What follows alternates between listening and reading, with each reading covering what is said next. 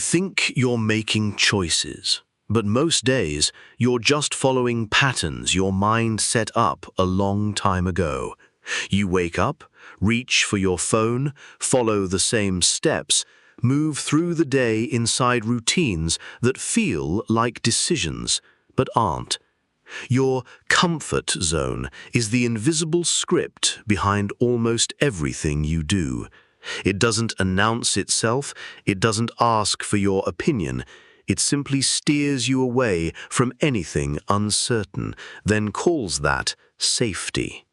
The real reason is psychological. Your brain was built to keep you alive, not to make you happy or fulfilled. Anything unknown is quietly marked as a risk. Even the smallest change, new food, new route, new way of speaking, registers as a possible threat. It's not dramatic, it's not loud, it's just a steady background noise. Stay where you are, keep things the same. You might say you're comfortable, but comfort is often just another word for nothing is bothering me right now. This is why you repeat conversations, keep relationships at a certain distance, and settle for routines that barely register. It's efficient, it's predictable. Your mind rewards you with a faint sense of relief every time you avoid something new. It's a tiny, forgettable feeling, but it adds up. Before long, your whole life fits inside this small, reliable circle. Here's how the trap works. The more you repeat something, the safer it feels. It doesn't matter if it's actually good for you. A bad habit can feel just as secure as a good one. An unfulfilling job or an empty relationship can become safe if they're predictable. Your brain prefers certainty over satisfaction. This is why real change always feels uncomfortable at first, not because it's wrong, but because it's different. Most people don't notice this happening. You might tell yourself you're just not ready, or that you'll try something new later. Maybe you call it patience. But most of the time, it's just inertia. Your comfort zone isn't actually protecting you from danger. It's just avoiding the unknown. The unknown, by definition, can be anything. Good or bad, exciting or disappointing. Your mind edits out the good, focuses on the risk, and moves you away. Think about this. You can spend years doing what's familiar and barely remember any of it. The days blend together. The comfort zone isn't just a place, it's a feeling of time passing without anything changing. You might not notice how small your world is until something pushes you out of it, by choice or by accident. Picture it like living in a house with all the windows closed. The light is dim but steady. You don't feel a draft. You know exactly what to expect, but you forget what fresh air feels like. The quiet, everyday boredom becomes invisible. It's not misery, it's just a blank space, easy to fill with distractions. There's nothing dramatic about staying here. You won't feel much at all, and maybe that's the point. It's easier to feel nothing than to risk disappointment or discomfort. The comfort zone gives you that for as long as you want it. You can live your whole life this way, undisturbed, untouched by surprise, waiting for something you can't name. But if you ever wonder why things feel so predictable, why time seems to blur, why the best moments seem so far apart, this is the reason. The comfort zone doesn't keep you safe, it just keeps you unchanged. If you ever want something different, you have to step outside, even if it's just a little. The discomfort is only temporary. The mind adjusts. The world, which felt so distant, is still there. You might find that the most comfortable place was just the smallest. Tonight, let that idea sit quietly in your mind. You don't have to do anything. Just notice as you drift off how much of your day was shaped by habit and how much by choice. The comfort zone is always there. It asks nothing, it gives nothing new. If you want more, you only have to step beyond what you already know, just once. The rest will be different if you let it. Success addiction trap. You might not notice it at first because it hides behind compliments and small achievements, but the success addiction trap works quietly. It doesn't ask for your permission. You just wake up one day and realize that every small accomplishment is already forgotten, replaced by a new goal. The feeling of being enough never arrives.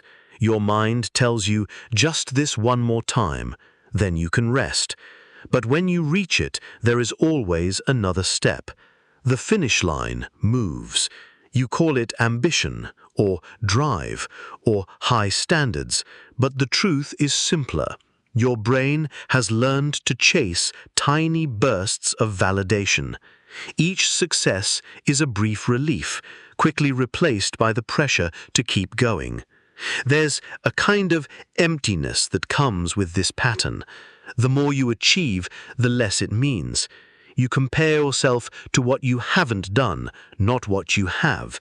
Even when you try to stop, the success addiction trap whispers that slowing down is failure. If you rest, you feel guilty. If you win, you're already behind. Your days fill up with plans and your nights with lists, but it never feels like enough. It's a hunger you can't feed. The trap isn't the ambition itself, it's the fear of what happens if you stand still, even for a moment. Most people never say it out loud, but you can see it in the way they treat themselves. No achievement is ever enough, no pause is allowed, no ending is real. The world rewards you for being productive, so you play along and call the emptiness normal. It's not dramatic, it's not even interesting after a while. It's just routine, like brushing your teeth.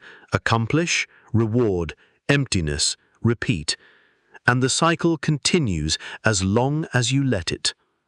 If you ever wonder why you can't remember the last time you felt proud for more than a moment, or why the word success sounds like a moving target, this is why. The trap works best when you don't even notice you're in it. You never arrive, you just keep moving. Approval-seeking spiral. You learn early that people like you better when you fit a shape they already understand. The approval-seeking spiral starts small, almost invisible. You do something that makes someone else smile. You adjust a little, speak a certain way, hide parts of yourself. You notice the reward, acceptance, agreement, sometimes just a lack of conflict. The next time, you do it again and again. Eventually, you're not sure which opinions are yours or which things you truly enjoy. Approval becomes the safest feeling in the world. The approval-seeking spiral is subtle. It tells you to check yourself before you speak, to double-check your words and measure your reactions by the faces around you. You say yes when you mean maybe. You apologize for things that aren't wrong. You become skilled at reading the room, anticipating what people want, blending in until it feels natural. It isn't fear exactly. It's a low, constant pressure to avoid rejection. The real risk is not being disliked. It's never being fully seen. As time passes, the spiral tightens. You forget how to disagree, or say no, or risk being misunderstood. You lose the ability to be alone with your own opinions. It's not dramatic. It just happens, one small choice at a time. At first, people-pleasing looks like kindness, but the approval-seeking spiral isn't generosity, it's survival. You trade authenticity for belonging, then wonder why you feel invisible.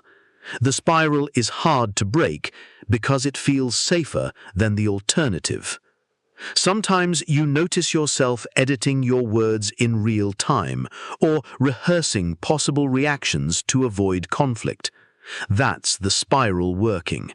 It keeps you quiet, compliant, agreeable, even as you wonder why the connection never feels real. If you ever ask yourself why you feel unknown, even in a crowded room, you're not alone. Most people live like this without ever naming it. The overthinking loop. You find yourself going over the same thought again and again, as if repetition might reveal something new. The overthinking loop is so quiet, you might think you're just being careful. Your mind runs scenarios, checks outcomes, replays conversations. The idea is to prepare for every possibility. But the loop never ends. Each answer leads to another question. Every solution uncovers a new doubt. The process feels like control, but it's just motion without progress. The overthinking loop isn't dramatic, it's background noise, a steady hum behind everything you do. You lie awake, reviewing details that no longer matter, searching for certainty in a world that never provides it. You call it caution or diligence, but it's mostly habit. Your mind learned somewhere along the line that uncertainty is dangerous, so it tries to fill every gap with analysis. But all it really does is make the unknown feel larger, more threatening. People tell you to relax, let go, move on, but that's not how the loop works. It creates the illusion that more thinking will eventually bring peace. In reality, it's just more thinking. Decisions feel heavier than they are. Tiny risks seem impossible to take. You imagine outcomes that never happen. The overthinking loop isn't about finding answers. It's about never having to move forward without them. If you wonder why you can't stop replaying moments that everyone else seems to forget, or why the future always feels unfinished, you're inside the loop. It's not a flaw. It's just the mind trying to protect you from a world it can't control. The loop won't end on its own. It waits for you to notice it, then step outside, even if only for a moment. The someday delay. You might tell yourself you'll start soon. A new project, a habit, a conversation, a different way of living, whatever it is, it stays scheduled for a day that never quite arrives. The someday delay is almost invisible at first. It doesn't feel like avoidance, it feels responsible, even careful. You tell yourself you need more time, more information, more energy, a better mood, or just the right moment. The story is always the same. Not today, but someday. The promise is quiet, comforting, almost reasonable. But someday is a moving target, and the delay only gets easier the more you practice it. Psychologically, the someday delay is your mind's way of managing discomfort. If something feels uncertain or difficult, your brain gives you permission to avoid it by imagining a future where everything will be easier. It's a gentle lie, a soft form of self-deception. Nothing changes, but you still feel a sense of relief, like you've made progress just by thinking about it. The truth is, that relief is temporary. The discomfort of waiting grows in the background, just out of sight. You notice it when you look back. All the things you plan to start are still waiting at the edge of your life. The book isn't written. The trip isn't taken. The conversation isn't had. You tell yourself you're patient, but patience is different from delay. The someday delay steals your time quietly. It doesn't feel urgent. Days pass, and you realize someday is just another word for never. It's a soft trap. No pain, no drama, just the slow erasure of possibility. Most people live here. They don't call it fear, but that's what it is. Fear of discomfort, of uncertainty, of starting small and failing. The delay is safer than action. You can always change, just not today. The cost is hard to measure. It shows up later as regret, or as a sense that time has somehow slipped away. The someday delay doesn't hurt until you realize how much it has taken, and even then, the pattern is hard to break. If you catch yourself saying, "I'll do it tomorrow," or "when things settle down," notice how often someday never comes. The delay is not a plan, it's an avoidance strategy disguised as hope. Nothing gets easier just because you waited. The world doesn't organize itself around your imagined moment. If you ever want something different, you have to begin before you feel ready. The rest is just the delay, working as it always does. The scarcity mindset snare. You might not call it by name, but the scarcity mindset snare is a way of seeing the world that shapes nearly every decision. You believe, quietly, that there is not enough. Time, money, opportunity, love. The feeling is constant, but not always obvious. It's not panic, not greed, just a background sense that everything important is in short supply. Your mind prepares for loss, even when you're safe. You measure what you have against what you could lose, and what you might gain always seems uncertain. The scarcity mindset snare keeps you cautious, even with things you care about. You might hold back praise, resist spending, or hesitate to share what you know because something in you believes that giving means losing. You compare yourself to others not to feel superior, but to reassure yourself you're not falling behind. The snare makes you suspicious of good fortune, as if every positive thing is temporary or a fluke. When you win, you worry it won't last. When you lose, you see it as proof that there was never enough to begin with. This mindset doesn't announce itself. It blends in with ordinary caution and responsibility. You save for later, plan for bad days, say no to things you want because you're afraid you'll run out. It's not dramatic, it's just habit. But the snare is subtle. The more you believe in scarcity, the smaller your world becomes. You protect what you have, but you rarely let yourself reach for more. You don't trust abundance, even when it's offered. The scarcity mindset snare shapes relationships too. You might keep your guard up, expecting disappointment. You might hesitate to trust or to ask for help, fearing rejection. You might measure yourself by what you lack, not by what you have. The snare works by making you think that enough is always just out of reach, no matter how much you get. Most people don't notice it until they realize they've been living in survival mode, even when there's no real threat. You can see the snare working when you feel anxious in the face of plenty or resentful at someone else's good fortune. It's just a thought pattern, a quiet habit of seeing limits everywhere. If you want to escape, you have to notice the snare in real time, see when your mind assumes there isn't enough, and question if that's really true. Most of the time, the world is larger than your fears make it seem. The snare only works when you let it decide for you. Perfectionism's silent grip. You probably won't recognize perfectionism's silent grip at first. It doesn't look like a problem. It looks like effort, attention, care. You tell yourself you just want things done right, that a little more time or detail will make all the difference. But perfectionism is a grip that tightens quietly. It's not about being perfect. It's about avoiding mistakes, about never being exposed, criticized, or found lacking. The silent grip shows up in small ways. You edit an email one more time, fix a tiny detail nobody will notice, postpone sharing your work until it feels ready. The feeling is less about pride and more about anxiety. You fear flaws will be noticed, judged, or remembered. The grip grows tighter as you try to control every outcome. You don't relax when a task is done because something could always be improved. You never feel finished. Psychologically, perfectionism's silent grip is a form of self-protection. Your mind believes that perfect is safe and that any mistake is a threat. This grip doesn't make you better, it makes you smaller. You spend time perfecting instead of producing, revising instead of releasing, criticizing instead of enjoying. The standard you set moves further away the closer you get. Satisfaction never arrives.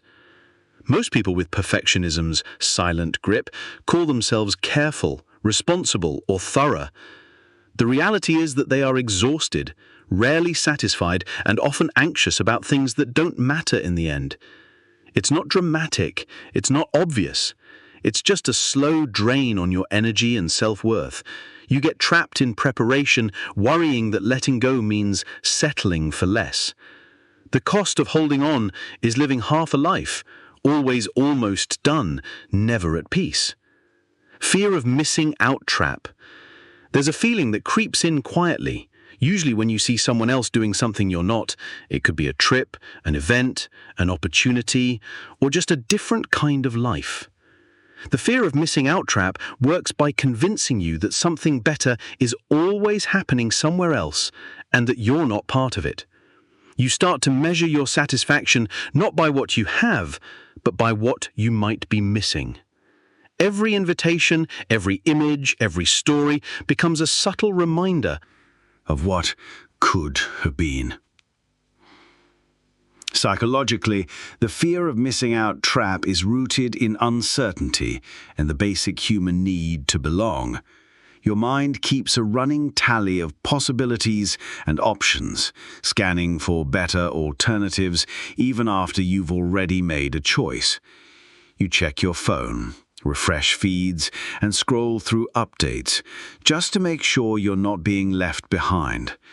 The more you look, the more you find reasons to feel outside, disconnected, or late. This isn't a dramatic feeling. It's more like a persistent itch, a background worry that grows stronger the more you chase it. The fear of missing out trap doesn't just shape your choices, it shapes your attention. You find it harder to be present, to settle into the moment, because your mind is always elsewhere, running comparisons and calculations. You might say yes to things you don't care about, just to avoid feeling excluded. Or you might do nothing at all, paralyzed by the idea that the right choice is somewhere you haven't found yet. Most people don't realize how much time is spent worrying about what's not happening. The fear of missing out trap encourages constant motion, constant checking, constant restlessness. It's a cycle that can't be completed. There will always be something else, some other option, some other life you imagine is better than your own. This trap isn't about desire, it's about anxiety, the kind that makes contentment feel out of reach. If you catch yourself wondering what everyone else is doing or feeling left behind for no real reason, that's the trap working. You can't see everything, and you can't have everything. The fear of missing out trap only ends when you realize you were never supposed to. The comparison mirror. You look at other people and quietly take inventory. How they look, what they have, who they're with, what they've achieved. The comparison mirror is always available, always ready to reflect someone else's life back at you. It's a habit that feels normal, but it's quietly corrosive. Every strength you see in others makes your own weaknesses stand out. Every success someone else achieves makes your own progress seem slower. The mirror is cold, factual, never satisfied. The comparison mirror is built into the way your mind works. You learn early to scan for differences, to measure your place in the world by checking where others stand. Psychologically, it's a shortcut for belonging, a way to make sense of the world by ranking yourself within it. But this shortcut is costly. The more you use the mirror, the more distorted your reflection becomes. You forget that what you see is only a small part of someone else's reality. You don't see their doubts, only their highlight reel. Most people live with the comparison mirror in the background.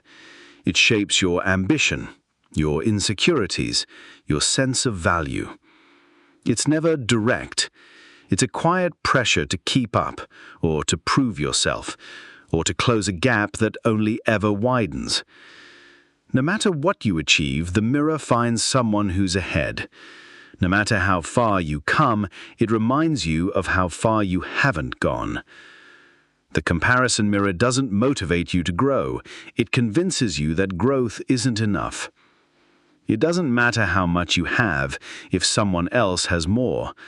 The more you look, the worse you feel. This isn't envy or jealousy. It's the erosion of self-worth through endless silent measurement. If you notice yourself feeling worse after seeing what others have, or you can't remember a day when you weren't comparing yourself, that's the mirror working. The only escape is to turn your focus inward, to measure progress by your own path. The comparison mirror can only reflect what you show it. The rest is just distortion. The Procrastination Paradox. You put things off, sometimes for hours, sometimes for years.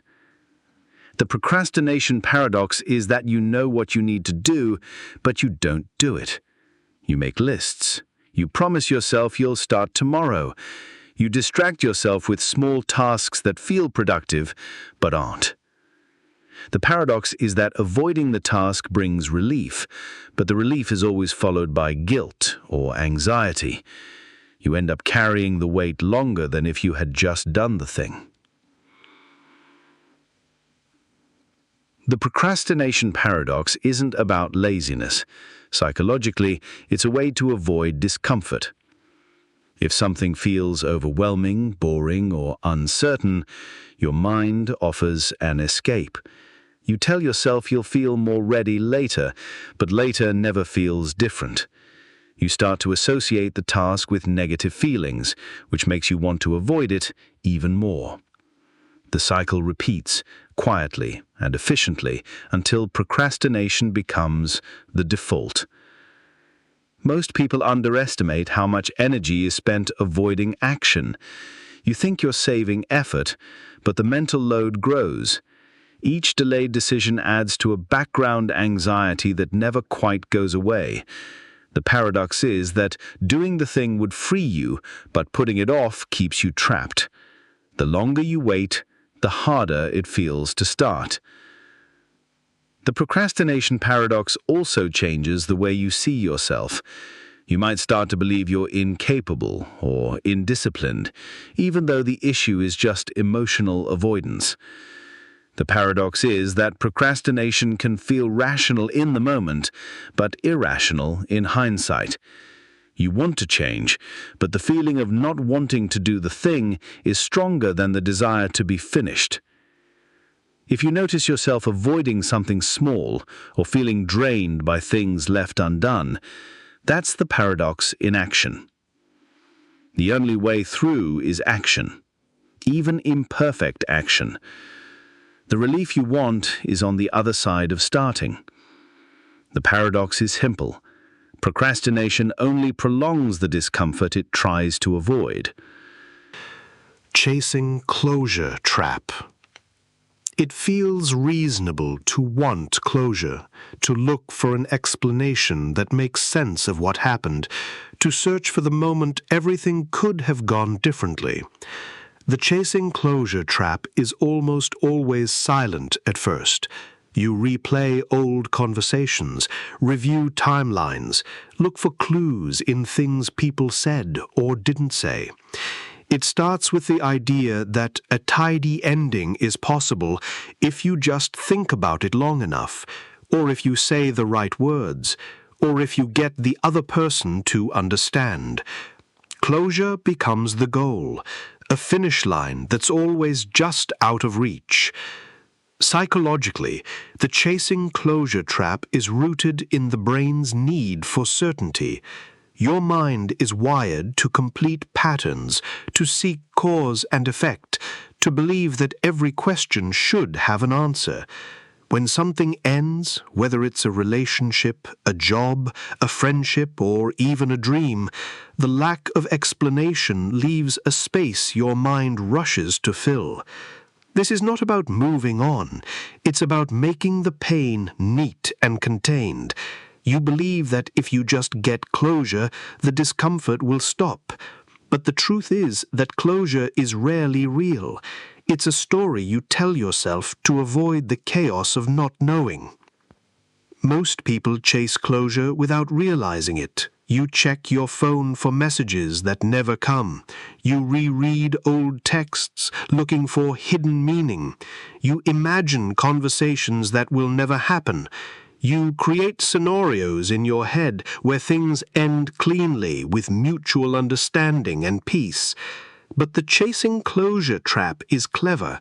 It makes you believe you're making progress, when really you're just looping through the same unresolved feelings. You become stuck in the story, unable to let go because the ending never arrives. The trap deepens when you start bargaining with yourself. If you just send one more message, if you just apologize one more time, if you just wait long enough, maybe the door will reopen and you'll finally get the answers you need. This is how the chasing closure trap consumes time. Weeks turn into months. The search for closure becomes a ritual. You measure your healing by how close you feel to a non-existent finish line. There is a quiet loneliness to the chasing closure trap. You don't share how much you think about it because closure is supposed to be private. People tell you to move on, let go, forget about it. You want to, but the story in your mind is unfinished, so you keep coming back, like touching a bruise to see if it still hurts. You might even romanticize the pain, believing it's proof that you care deeply. Sometimes the chase for closure becomes more important than the event itself. The hardest part about the chasing closure trap is realizing that closure is not something you receive. It's not something another person can give you or something you can force through logic. Closure is often a myth, a concept invented to make endings less chaotic. Life rarely gives you tidy explanations. Most questions are left open. Most stories end in the middle of a sentence. The mind hates this, but it's true. If you notice yourself stuck in a cycle of searching for explanations, or if you keep hoping for a final word that never comes, that's the trap working. The only way out is to accept that some things don't end cleanly. The discomfort of not knowing is just part of being human. Closure isn't a gift, it's a decision. You can decide to step outside the loop, even if the story never makes sense. You can let go without an answer. The chasing closure trap only holds you as long as you believe a perfect ending is possible. You might think that if you just try a little harder, you'll find peace. But real peace doesn't depend on getting closure.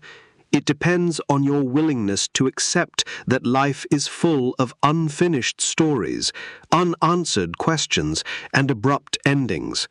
Sometimes the only closure you get is moving forward without it. That is how the chasing closure trap finally lets you go. The what-if vortex. The what-if vortex is a place your mind visits when the present feels too uncertain. You start with one question. What if I had done something differently? What if I had chosen another path? What if I lose what I have? What if things go wrong?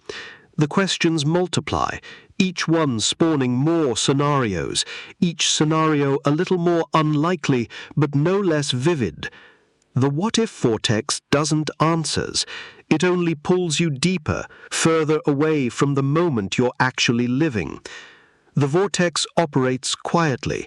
It often starts with small worries. What if I forget something important? What if I say the wrong thing? You imagine possible outcomes, then try to prepare for each one, even though most of them will never happen. Psychologically, the what-if vortex is a way for your mind to create a sense of control. If you can predict the future, you think you can prepare for pain, avoid mistakes, and protect yourself. But the more you analyze, the less control you actually feel. The world becomes a maze of possible dangers, each one just out of reach. The what-if vortex is relentless. It pulls you into the past. What if I hadn't left? What if I had tried harder? What if I hadn't said that? It drags you into the future.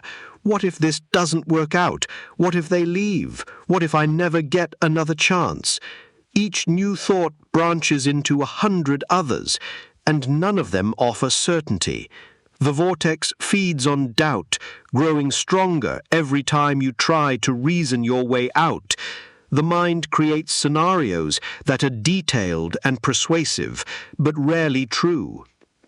Most people don't notice how often they're in the what-if vortex. It feels like thinking, but really it's just spinning. The mind becomes a weather system, clouds of worry, gusts of regret, flashes of worst-case scenarios. You might lose hours or even days inside these storms. The present becomes hard to see. You find it difficult to relax, to enjoy what's in front of you, because you're always chasing the next hypothetical threat or missed opportunity. There's a hidden cost to living in the what-if vortex. You start to avoid risks, not because they're dangerous, but because you've imagined too many possible failures. You second-guess your choices, delay decisions, or make them with hesitation. The real world gets smaller. The imagined world gets louder. It's not dramatic. It's just exhausting. The vortex never gives you the certainty it promises, only more reasons to worry. Breaking free from the what-if vortex means noticing when you've left the present. You can't reason your way out because the vortex feeds on more thinking. The only solution is to come back to what's actually happening, what you can see, hear, touch, and control right now. The vortex will always exist, ready to pull you in, but you can choose not to follow every thought. Most of what you fear will never happen. Most of what you regret cannot be changed. If you find yourself lost in endless scenarios, stuck between past and future, that's the what-if vortex working. It's just the mind doing what it thinks will keep you safe. You don't have to believe every story it tells. The present is quieter, smaller, and much more real than the vortex suggests. That is where life happens, and that is where you can always return, even when the vortex is strongest. Guilt without reason. There are times you feel guilty and you can't explain why. Maybe it comes when you say no, even if it's reasonable. Maybe it lingers when you take a day for yourself, or when you let a message go unanswered, or when you don't live up to some invisible standard you never agreed to. Guilt without reason isn't loud or dramatic. It doesn't arrive with sirens.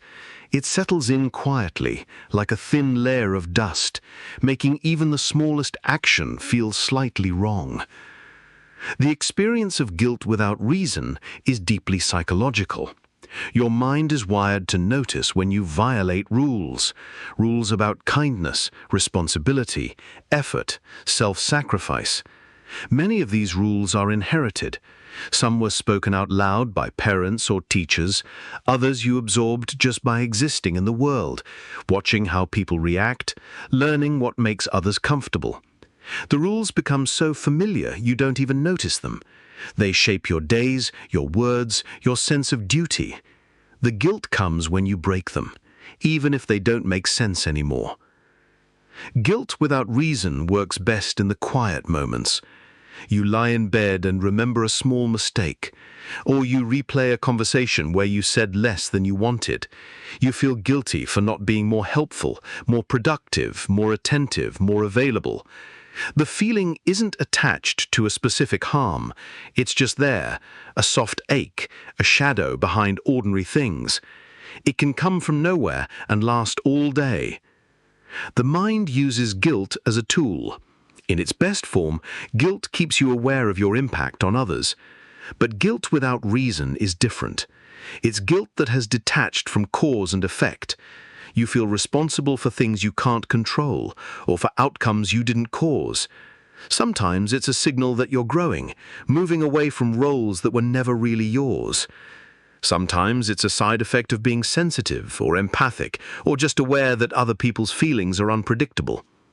The world rewards guilt without reason in subtle ways. People who feel guilty are often reliable, self-correcting, eager to make things right. You apologize even when you're not sure what you did wrong. You over-explain yourself to avoid misunderstandings. You might say yes to things you don't want to do, just to avoid the risk of disappointing someone. The guilt keeps you moving, but not toward anything you want. Most people don't question guilt without reason. It becomes part of your background. You assume it's normal to feel this way, or you believe it's just a flaw in your character. Sometimes you try to talk yourself out of it. You list the reasons you shouldn't feel guilty, but the feeling doesn't listen. The mind is persistent, replaying tiny infractions, inventing possible ways you could have done more. There is a hidden exhaustion in carrying guilt without reason. You're never really finished. Even when you've done everything right, there's always something you could have done better. The mind keeps moving the target, making you responsible for things outside your reach. It's not dramatic, but it's draining. The only way to step outside guilt without reason is to notice when it arrives. Ask yourself, is there actually something wrong, or am I just feeling guilty out of habit? The answer is often surprising. You realize how much of your energy is spent apologizing for things that don't matter or worrying about outcomes you can't control. Sometimes, just noticing the feeling is enough to loosen its grip. You are allowed to exist without apology. Guilt without reason is just a pattern, one you learned, not one you're required to keep. If you find yourself carrying it tonight, know that you're not alone. Most people feel it, but few people name it. The mind tries to keep you safe, but you are allowed to rest, even when you can't justify it. The world does not fall apart if you let yourself feel okay, for no reason at all. That is how you know guilt without reason is finally losing its hold. The escapism routine. There is a set of actions you repeat almost without thinking: scrolling, watching, daydreaming, drifting into music or games or stories. The escapism routine isn't dramatic or thrilling. It's a gentle slide away from reality, a predictable rhythm your mind creates to manage discomfort. You don't run from disaster. You just edge away from the dull ache of boredom, stress, uncertainty, or restlessness. Escapism is rarely about excitement. It's about relief. The escapism routine begins with small urges. You feel a flicker of discomfort, an awkward silence, a task you don't want to start, an emotion you can't name. You reach for your phone or the remote or headphones. The moment is filled with something easier, more predictable, less demanding. The pattern becomes automatic. You don't even decide to escape. You just find yourself somewhere else, a show, a timeline, a world that isn't yours. Psychologically, the escapism routine is the mind's way of regulating emotion. If real life feels overwhelming or just uninteresting, your mind offers an alternative. It's not a conscious plan, it's a well-practiced routine. You reward yourself with distraction, and your brain learns to associate relief with avoidance. The routine doesn't solve the problem, but it does smooth over the rough edges, if only for a little while. Most people don't see their escapism routine for what it is. You call it taking a break, or relaxing, or killing time.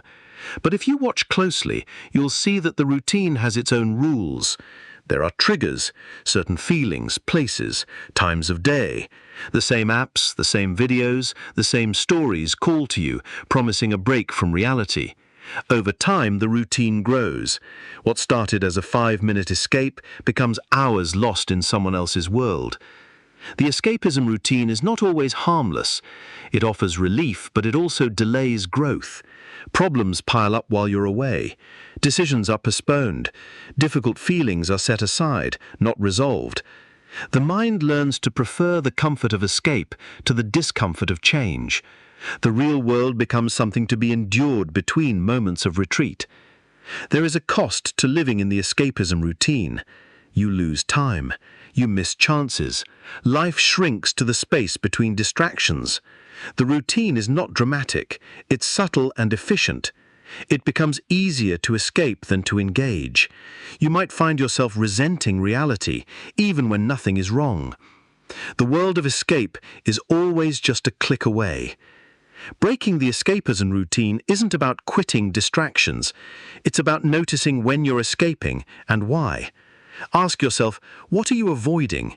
Is it boredom, fear, loneliness, uncertainty? The answer isn't always clear, but the question itself is a start. You are allowed to take breaks, but you are not required to live elsewhere. If you find yourself reaching for your escape, pause for a moment. Notice the feeling that came before. The escapism routine only has power when you follow it blindly. The real world is not always easy, but it's the only place you can actually live. The routine will always offer an exit, but you don't have to take it every time. The world you're escaping from might be waiting for you to come back. That's how you know you're ready to return, even if it's just for tonight. The helper's prison.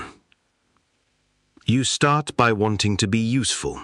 Maybe you enjoy the feeling of being needed, or maybe it just seems easier to say yes than to explain why you'd rather not. At first, helping others feels good, even noble. Over time, you notice that your own needs become quieter, more distant. The helper's prison forms so gradually you rarely see the walls going up. You become the person everyone can rely on, the one who's always available, always fixing, always listening. People come to expect it. You come to expect it from yourself. The helper's prison is psychological, built from a mix of empathy and fear. You might believe your value comes from what you do for others.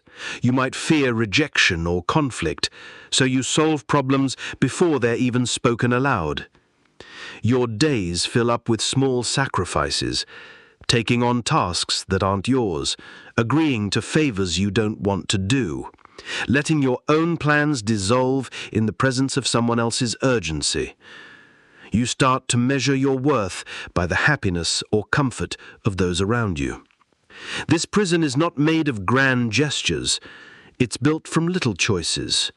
A text answered late at night, an extra hour spent helping at work, a plan changed at the last minute. The helper's prison is strengthened by every moment you put someone else's need above your own, not out of love, but out of habit.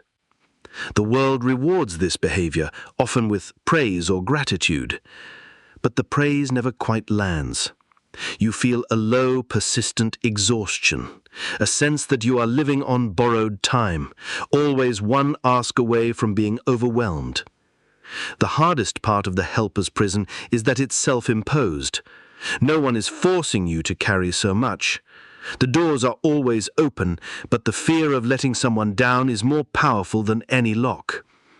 You might catch yourself agreeing automatically, or feeling anxious when you try to set a boundary.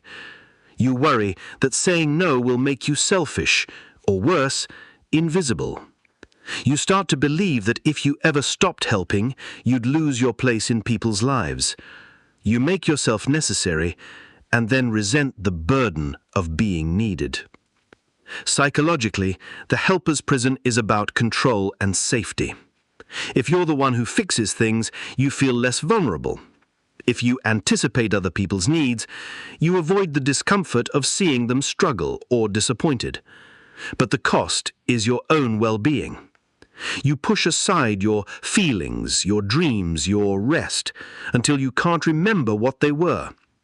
You become so attuned to the needs of others that you stop recognizing your own.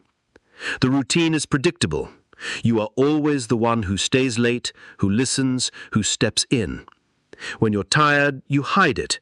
When you're angry, you swallow it. You become resentful, not just of the demands, but of your own inability to refuse them. The helper's prison keeps you moving, but never toward your own life. Your world shrinks to the space you occupy in service to others. Most people who live in the helper's prison don't talk about it. They worry that complaining would ruin the image they've worked so hard to maintain. They feel isolated, even as they're surrounded by people who depend on them. The guilt of wanting something for yourself becomes heavier than the relief of saying yes. It is not dramatic, but it is deeply lonely. The only way out of the helper's prison is to recognize the pattern and question its purpose. You are allowed to help without losing yourself. You are allowed to say no, even if it disappoints someone. Your value is not measured by your sacrifice. If you find yourself trapped by your own willingness, know that you can open the door. The world won't end if you stop being useful for a moment.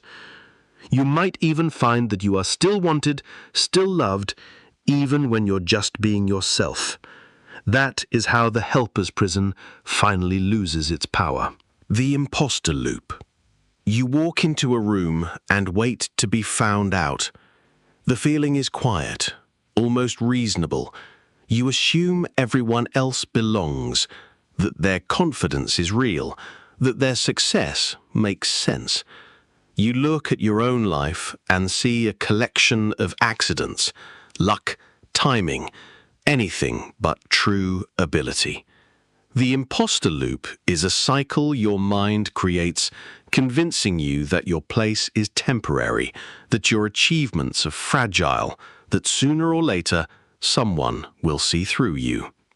The imposter loop begins with doubt, but it quickly becomes a way of thinking.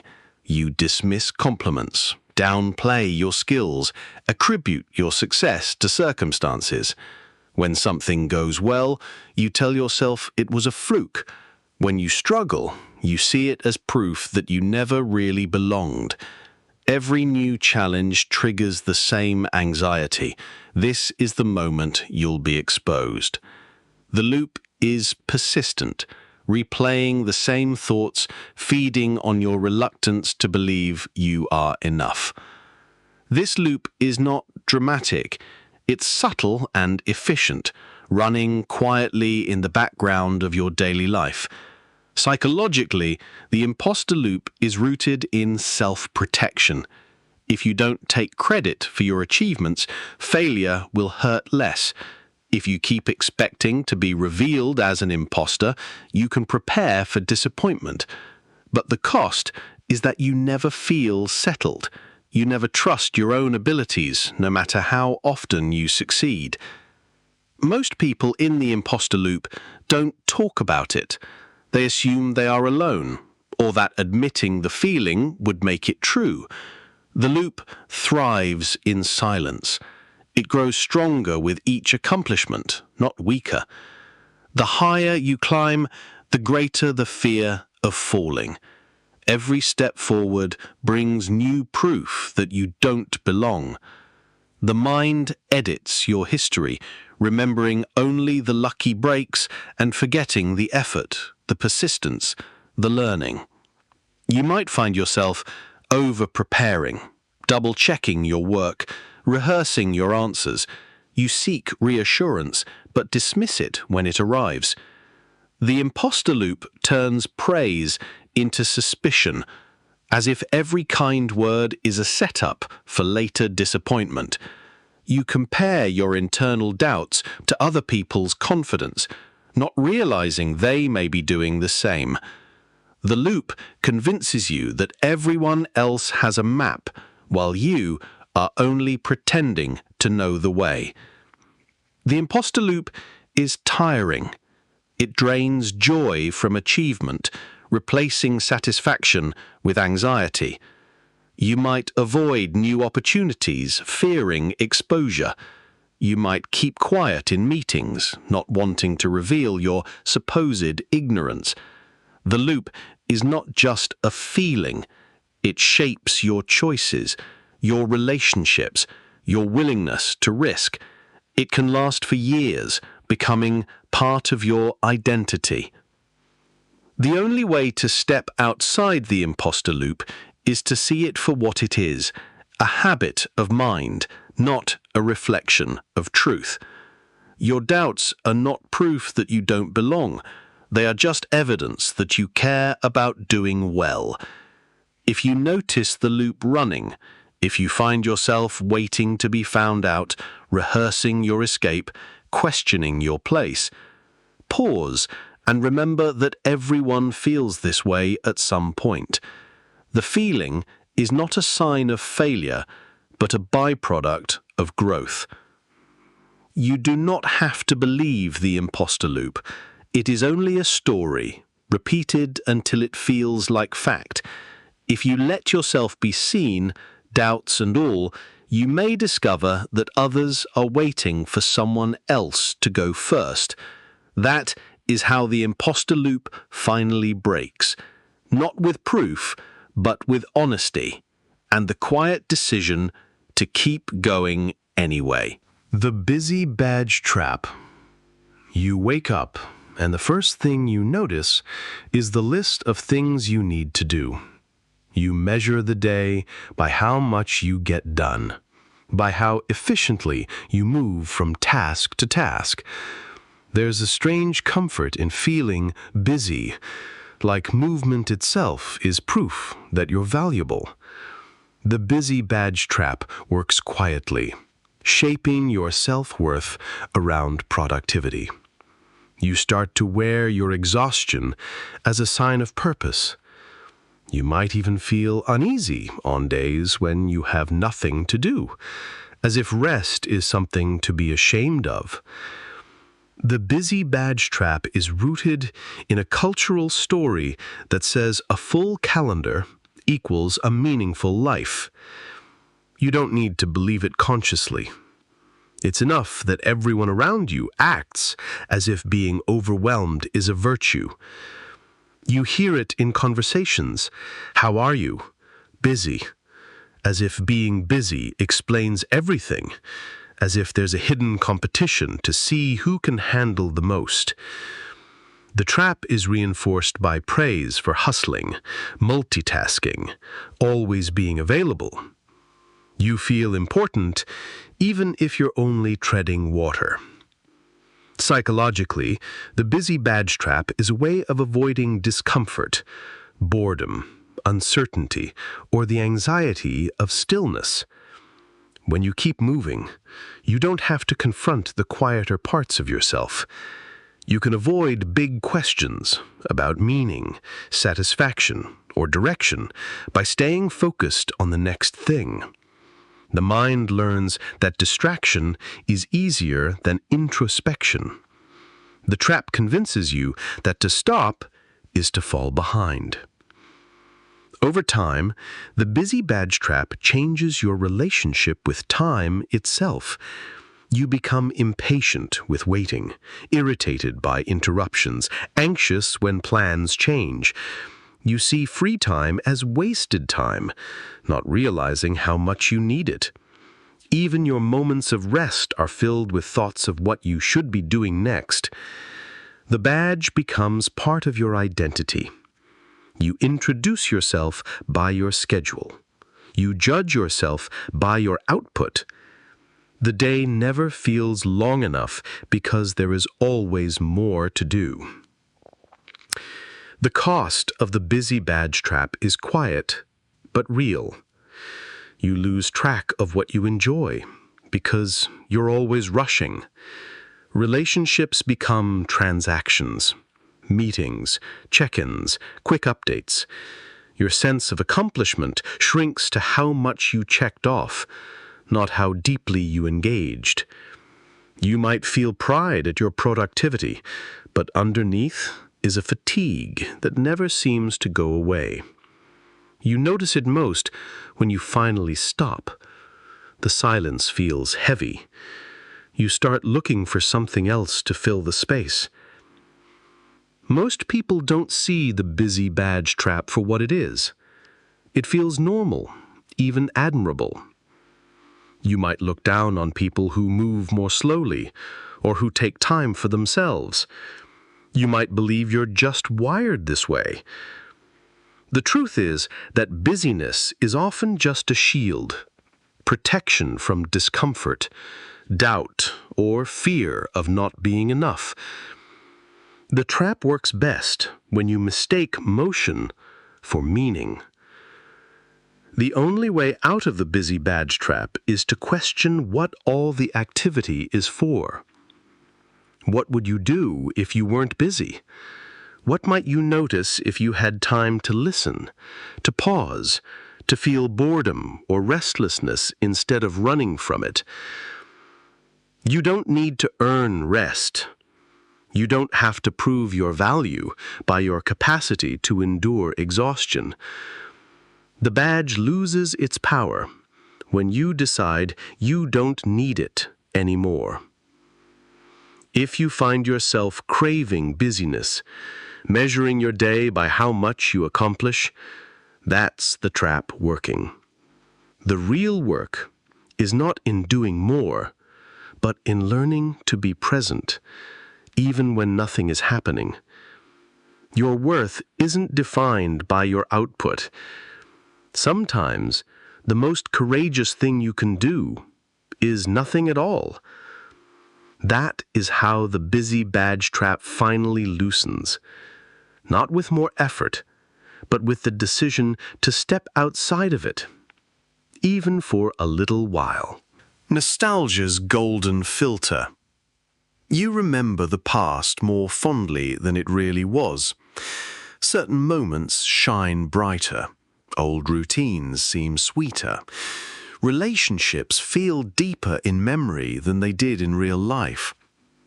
Nostalgia's golden filter is a psychological lens that smooths over the edges of your past, polishing the details until they feel perfect, untouchable. It's a gentle trick of the mind, a comfort in hard times, a way to make the present feel less disappointing. The filter operates quietly, almost invisibly. You hear a song from your childhood, and suddenly the world seems simpler. You see a photo and recall only the best parts. Difficult moments fade, replaced by the story that things were better back then. Nostalgia's golden filter doesn't need facts to work. It just needs distance. Pain is softened, joy is magnified, and the messiness of real life is lost somewhere in between. The filter is not about truth, it's about safety. Psychologically, nostalgia's golden filter is your mind's way of managing uncertainty and loss. When the future feels unclear, the past becomes a sanctuary. You return to it not because it was perfect, but because it feels knowable. The filter protects you from discomfort by highlighting what you miss and downplaying what you endured. You forget the boredom, the worry, the small frustrations. What remains is a version of the past that never really existed, but feels real enough to long for. Most people use nostalgia's golden filter without knowing it. You might compare the present to an imagined past and find today lacking. You might resist change, not because it's wrong, but because the filter tells you nothing will ever match what you already lost. The filter shapes your memory, guiding your choices, making you hesitate to let go. You might idealize places, relationships, or even versions of yourself that were only temporary. The cost of nostalgia's golden filter is subtle. It makes it hard to fully inhabit the present. You become a curator of memories, always looking back for meaning or comfort. You might resist new experiences, believing nothing can match what you already had.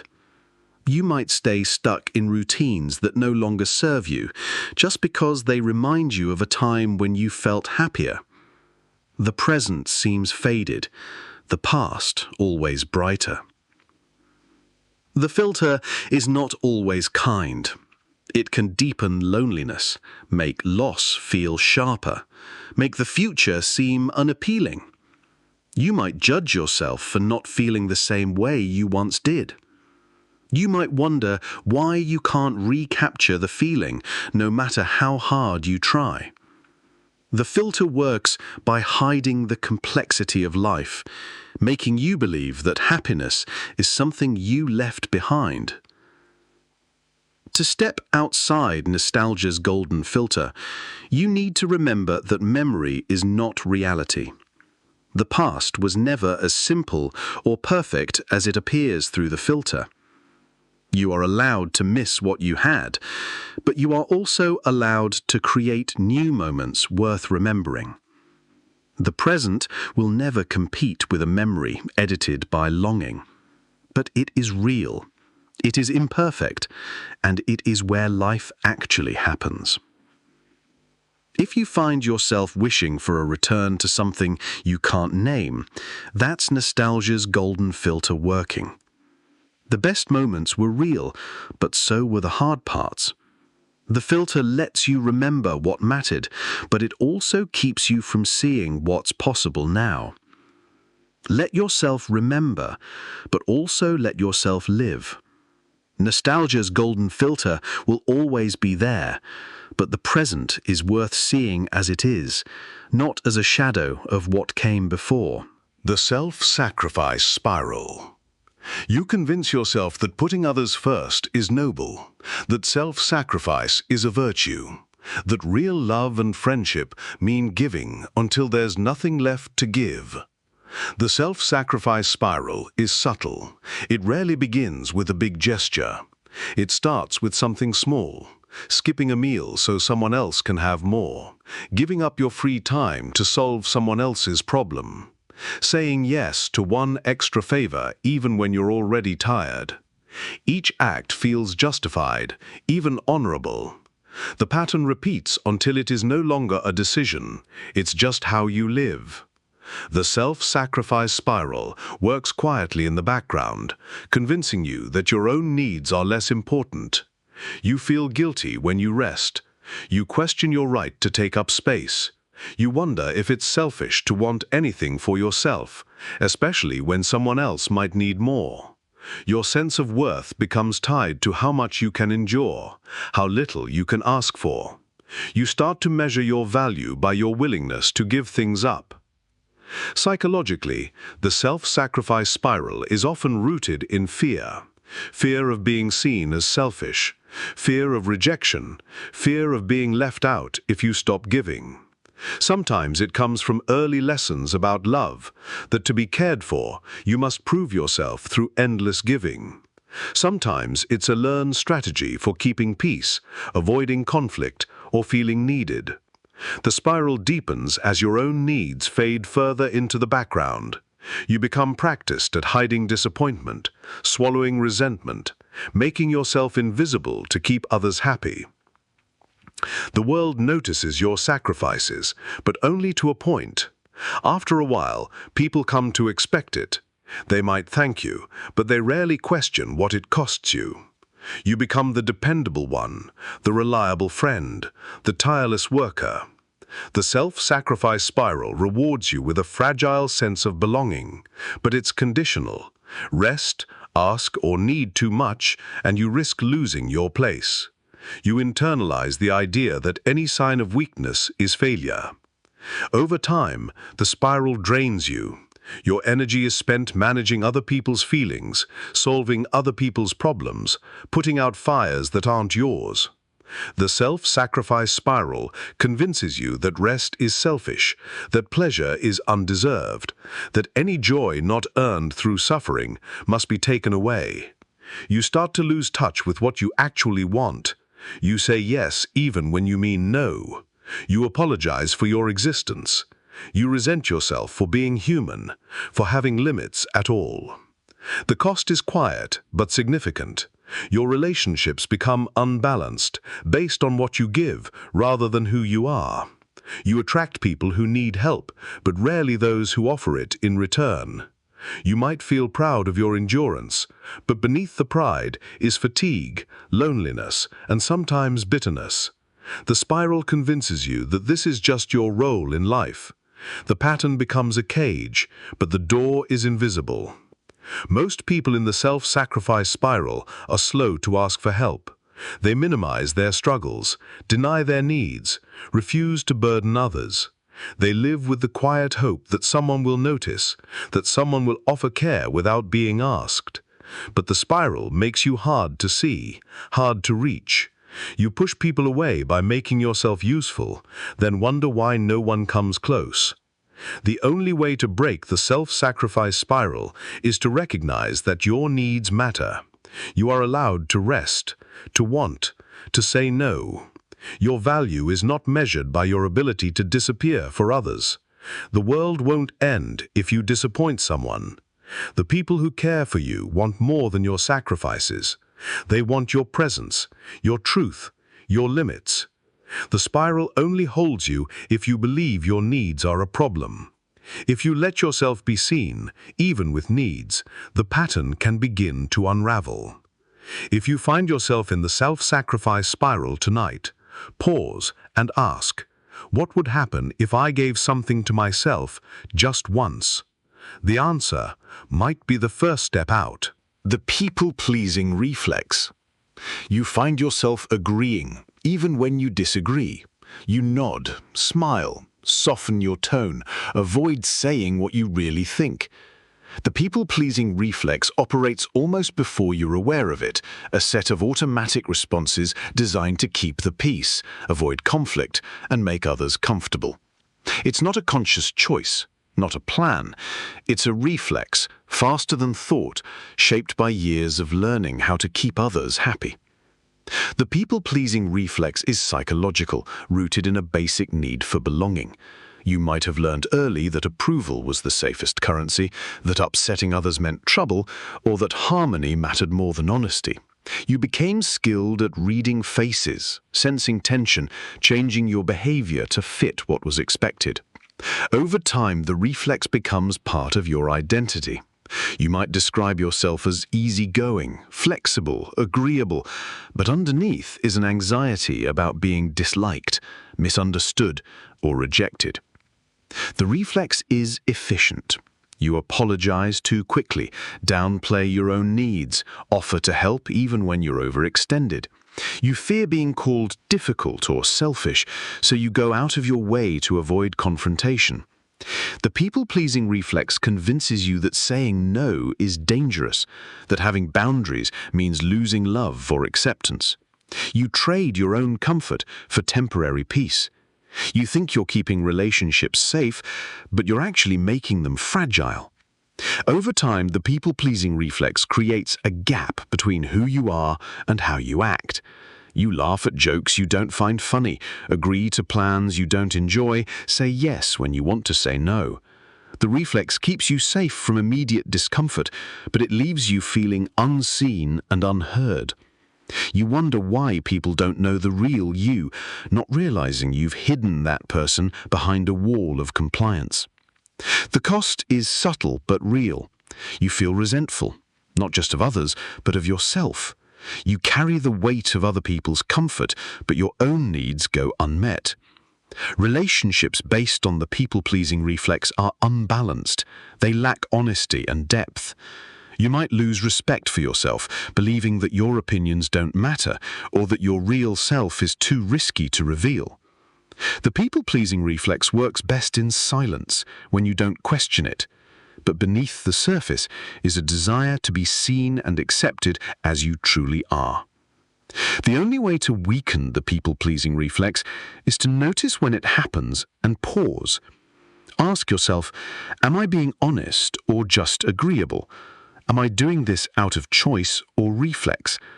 The answer will not always be comfortable, but it is the beginning of change. You are allowed to take up space, to say no, to risk disagreement. The world will not end. Some relationships may change, but those that remain will be more real, more balanced. If you find yourself acting on the people-pleasing reflex tonight, notice what it costs you. You don't have to earn love by disappearing. You don't have to smooth every rough edge. Your truth matters. The reflex only has power if you let it run your life unchallenged. The first honest no is the hardest, but it is also the most freeing. The sunk cost fallacy. You keep going even when you know it's not working. You stay in jobs you hate, relationships that drain you, projects that lost their meaning long ago. The sunk cost fallacy keeps you rooted where you are, convincing you that everything you've invested, time, energy, money, emotion, can't be wasted, that leaving now would make it all for nothing. The logic is simple but powerful. You tell yourself you're almost there. You just need to push a little more, invest a little more, wait a little longer. The past becomes a trap, not a lesson. The sunk cost fallacy is psychological, not logical. It is the mind's refusal to accept loss, the unwillingness to admit that effort doesn't guarantee reward. You measure what you stand to lose, not what you might gain by leaving. The cost you already paid, years, attention, hope, becomes a chain that holds you in place. You tell yourself that quitting is failure, even when staying is the real defeat. The trap works quietly, feeding off your reluctance to start over. The fallacy shows up in small ways, finishing a bad book just because you're halfway through, forcing yourself to eat food you don't like because you paid for it, refusing to walk away from an argument you know you can't win. But it grows in larger places too. You defend choices that no longer serve you, afraid that changing direction erases the effort you've already made. You keep secrets, protect bad habits, justify staying in situations that no longer fit. The sunk cost fallacy turns hope into duty. Most people live with the sunk cost fallacy for years. You hear it in phrases like, "I've come too far to turn back now," or "I can't give up after all this time." The fallacy keeps you locked in old decisions, making the present hostage to the past. You become blind to new possibilities. Every day spent in the same pattern deepens the illusion that leaving would be a waste. The real waste is time lost in unhappiness, but the mind hides this truth behind a wall of effort already spent. The cost is subtle but corrosive. You sacrifice your peace for the sake of consistency. You become more concerned with justifying old choices than making new ones. The fallacy can even feel comforting, as if loyalty to your past guarantees something better in the future. But the truth is that life is not an equation you balance by refusing to change. Not every effort pays off. Not every investment returns what you hoped for. The mind hates this reality and builds the sunk cost fallacy to protect itself. If you notice yourself clinging to something that no longer brings joy, ask if you're there because you want to be or because you're afraid to lose what you've already given. The answer is rarely easy. You might feel guilty or afraid or even foolish for wanting out. But the freedom to change is worth more than any past investment. The future is not bought by the past. To step outside the sunk cost fallacy, you have to admit that some things end. Some choices were wrong. Some roads lead nowhere. Some investments will never pay off. The fallacy only holds you when you refuse to accept loss as a normal part of life. The world will not punish you for leaving a bad situation. You are allowed to start over, to choose again, to let go of what no longer serves you. The past cannot be changed, but the future is not written. If you lie awake wondering why you stay when you want to go, that's the sunk cost fallacy working. It is only a pattern, not a prison. Every day you keep going for the sake of what's already gone is another day lost to the fallacy. Freedom begins the moment you decide your time is worth more than your investment. That is when the fallacy starts to lose its grip. The "I'll be happy when" illusion. You tell yourself that happiness is waiting just over the next horizon. You'll be happy when you finish school, when you get the job, when you find the right partner, when you move, when you finally accomplish the next thing. The "I'll be happy when" illusion is persistent, quietly shaping your life around a future that never quite arrives. The mind builds a ladder of milestones, each one promising the satisfaction you've been missing. The illusion is subtle, almost comforting. You always have something to look forward to. You measure your days by how close you are to the next goal. If you fall short, you blame your unhappiness on circumstances. If you succeed, the feeling of happiness is fleeting, soon replaced by the next when. The mind moves the goalposts before you can settle in. The present becomes a waiting room, not a destination. Psychologically, the "I'll be happy when" illusion comes from the belief that happiness is conditional. You learn to associate it with achievement, with arrival, with being done. This belief is reinforced by a world that celebrates milestones, but rarely teaches how to enjoy the in-between. You start to believe that struggle is the price for happiness, that contentment is only allowed after a long list of requirements has been met. Most people live inside this illusion. You see it in the way people talk about their dreams. When I lose weight, when I retire, when I have more money, when I fix this problem. The illusion feels hopeful, even motivating. It gets you out of bed, keeps you moving, pushes you through hard times. But the cost is that you never feel at home in the present. There is always something missing, always another hurdle to clear. The illusion can turn your life into a series of deferrals. You deny yourself small pleasures, thinking you must earn them. You postpone rest, joy, and connection until after you've achieved something bigger.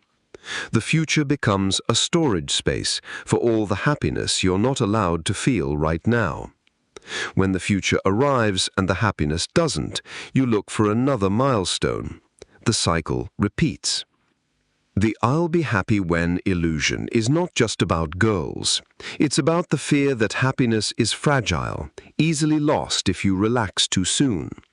You might worry that contentment will make you complacent, that satisfaction will cause you to lose your edge.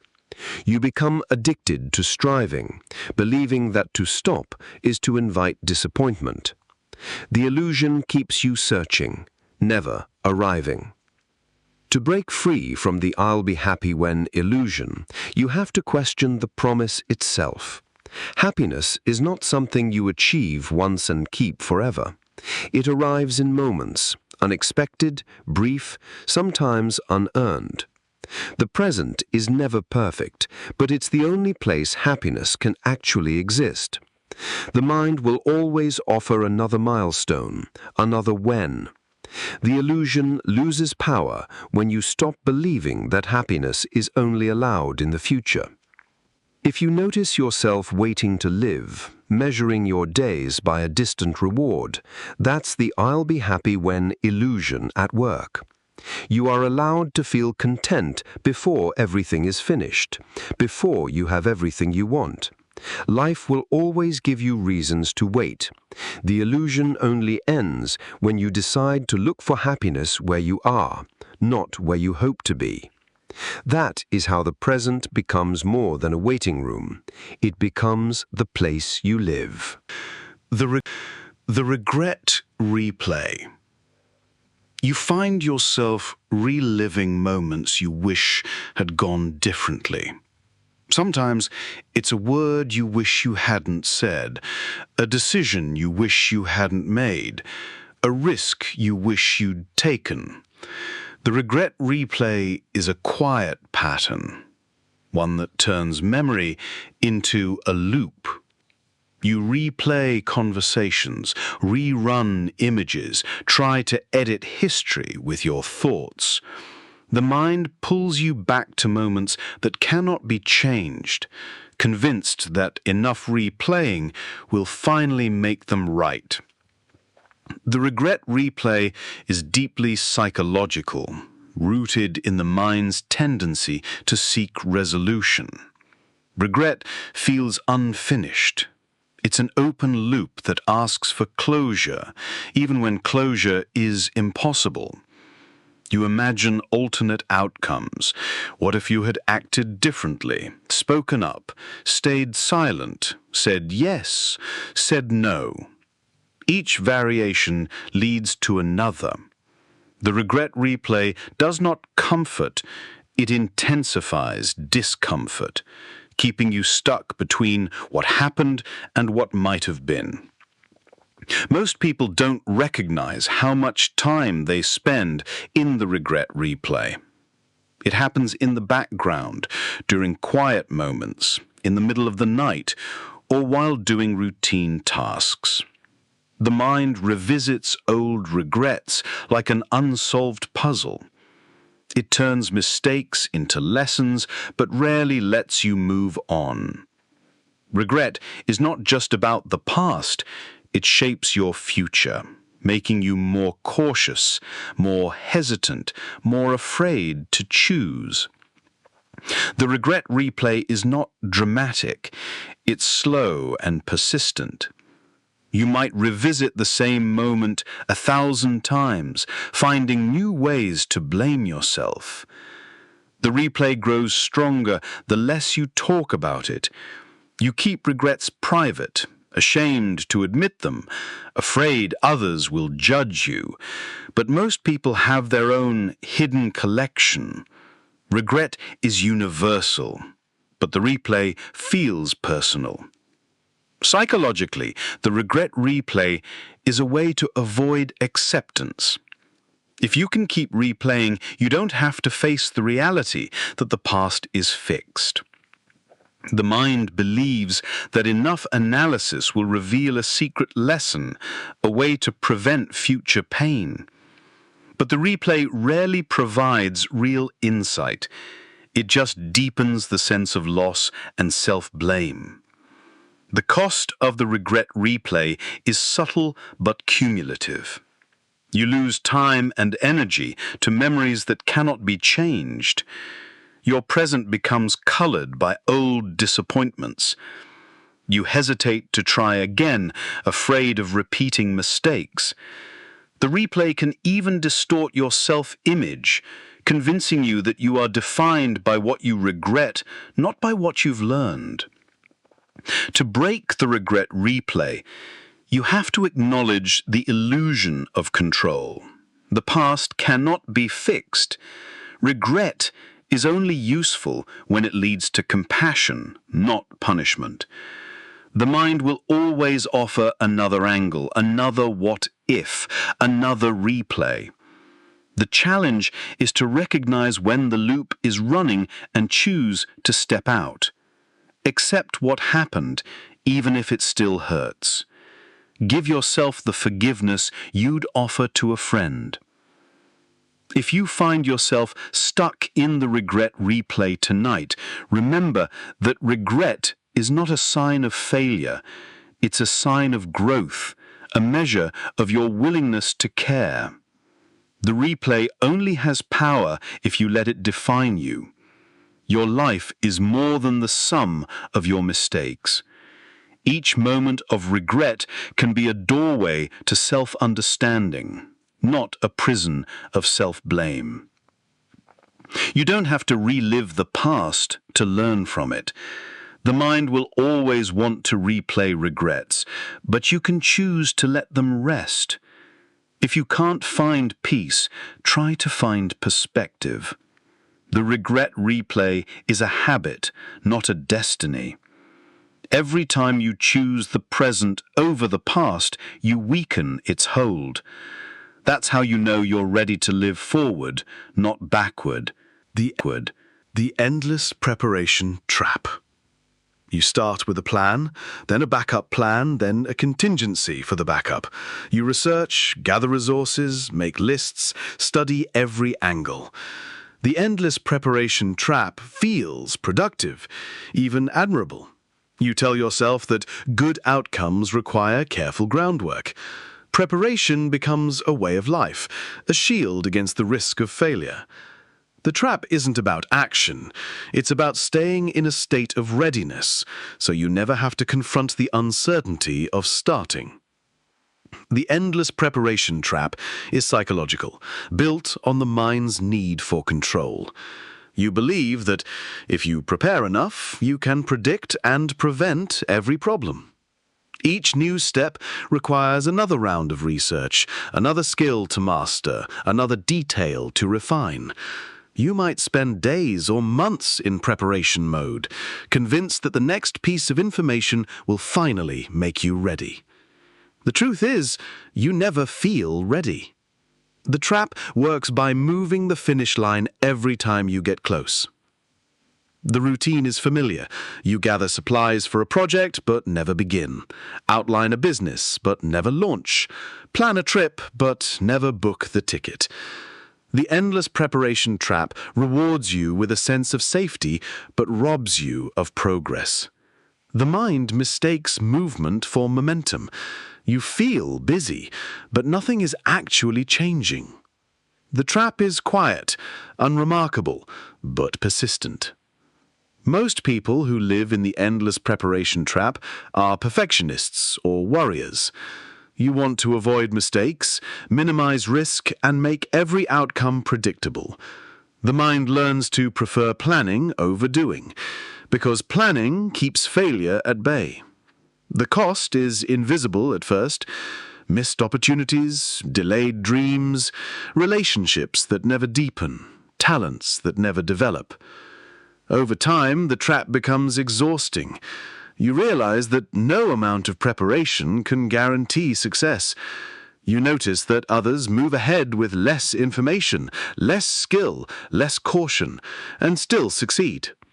The endless preparation trap convinces you that this is reckless, that you are just being prudent.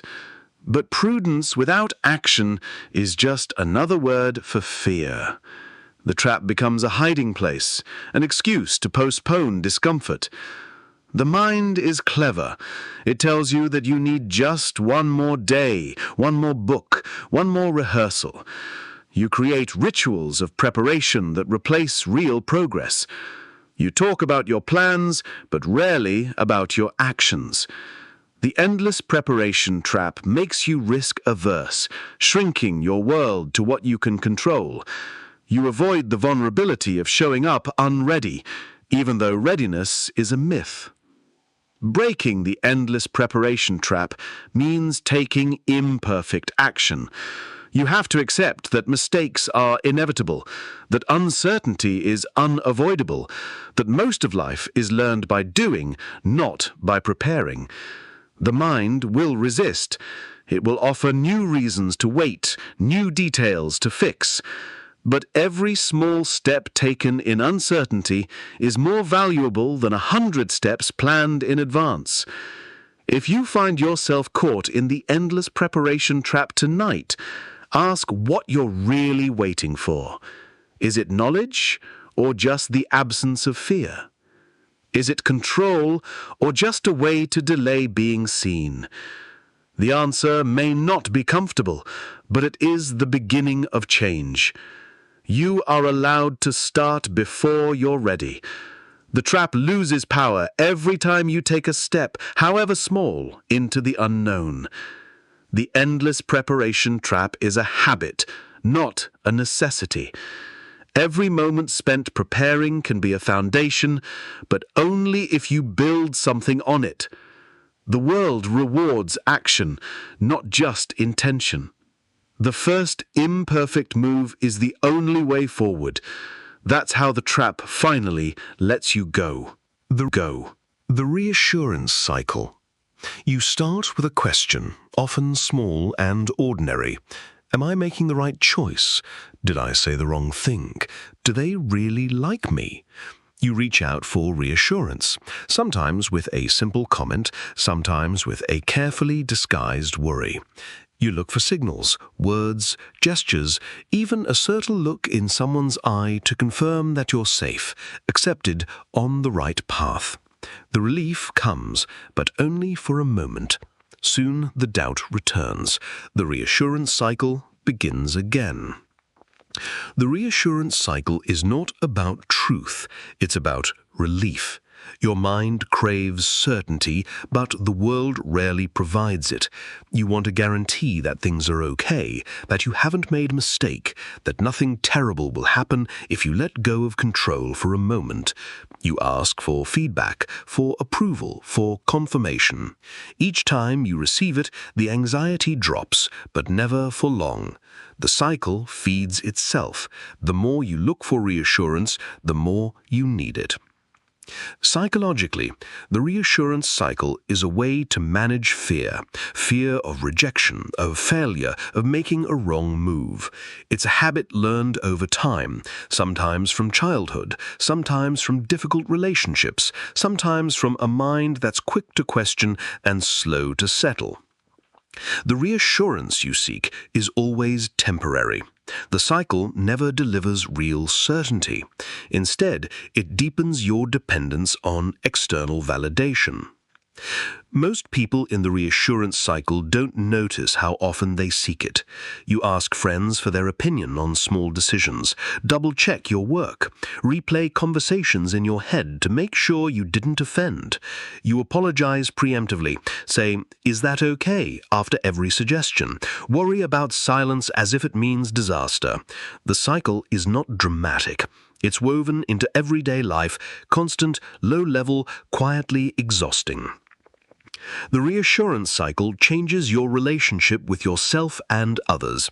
You start to distrust your own judgment, outsourcing your confidence to anyone willing to offer a soothing word. You become hyper-aware of other people's reactions, reading too much into every shift in tone or body language.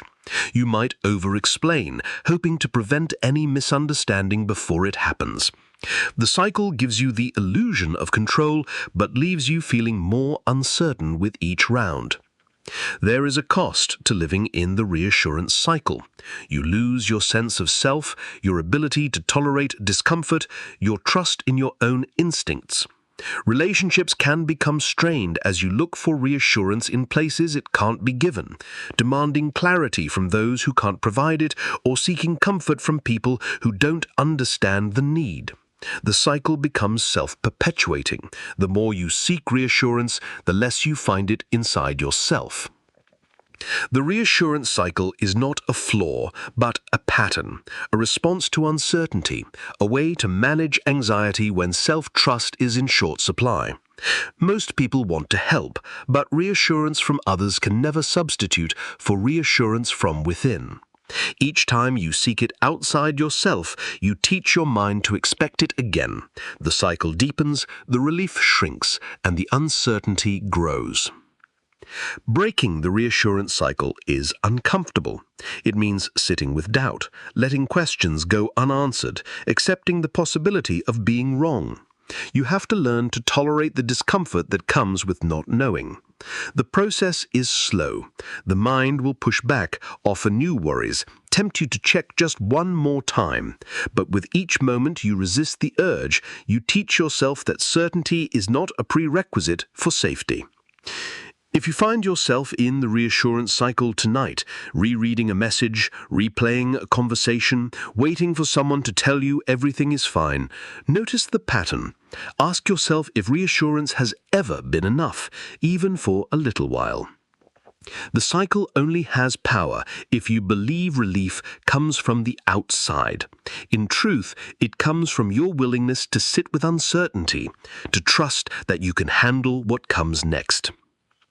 The reassurance cycle can be broken.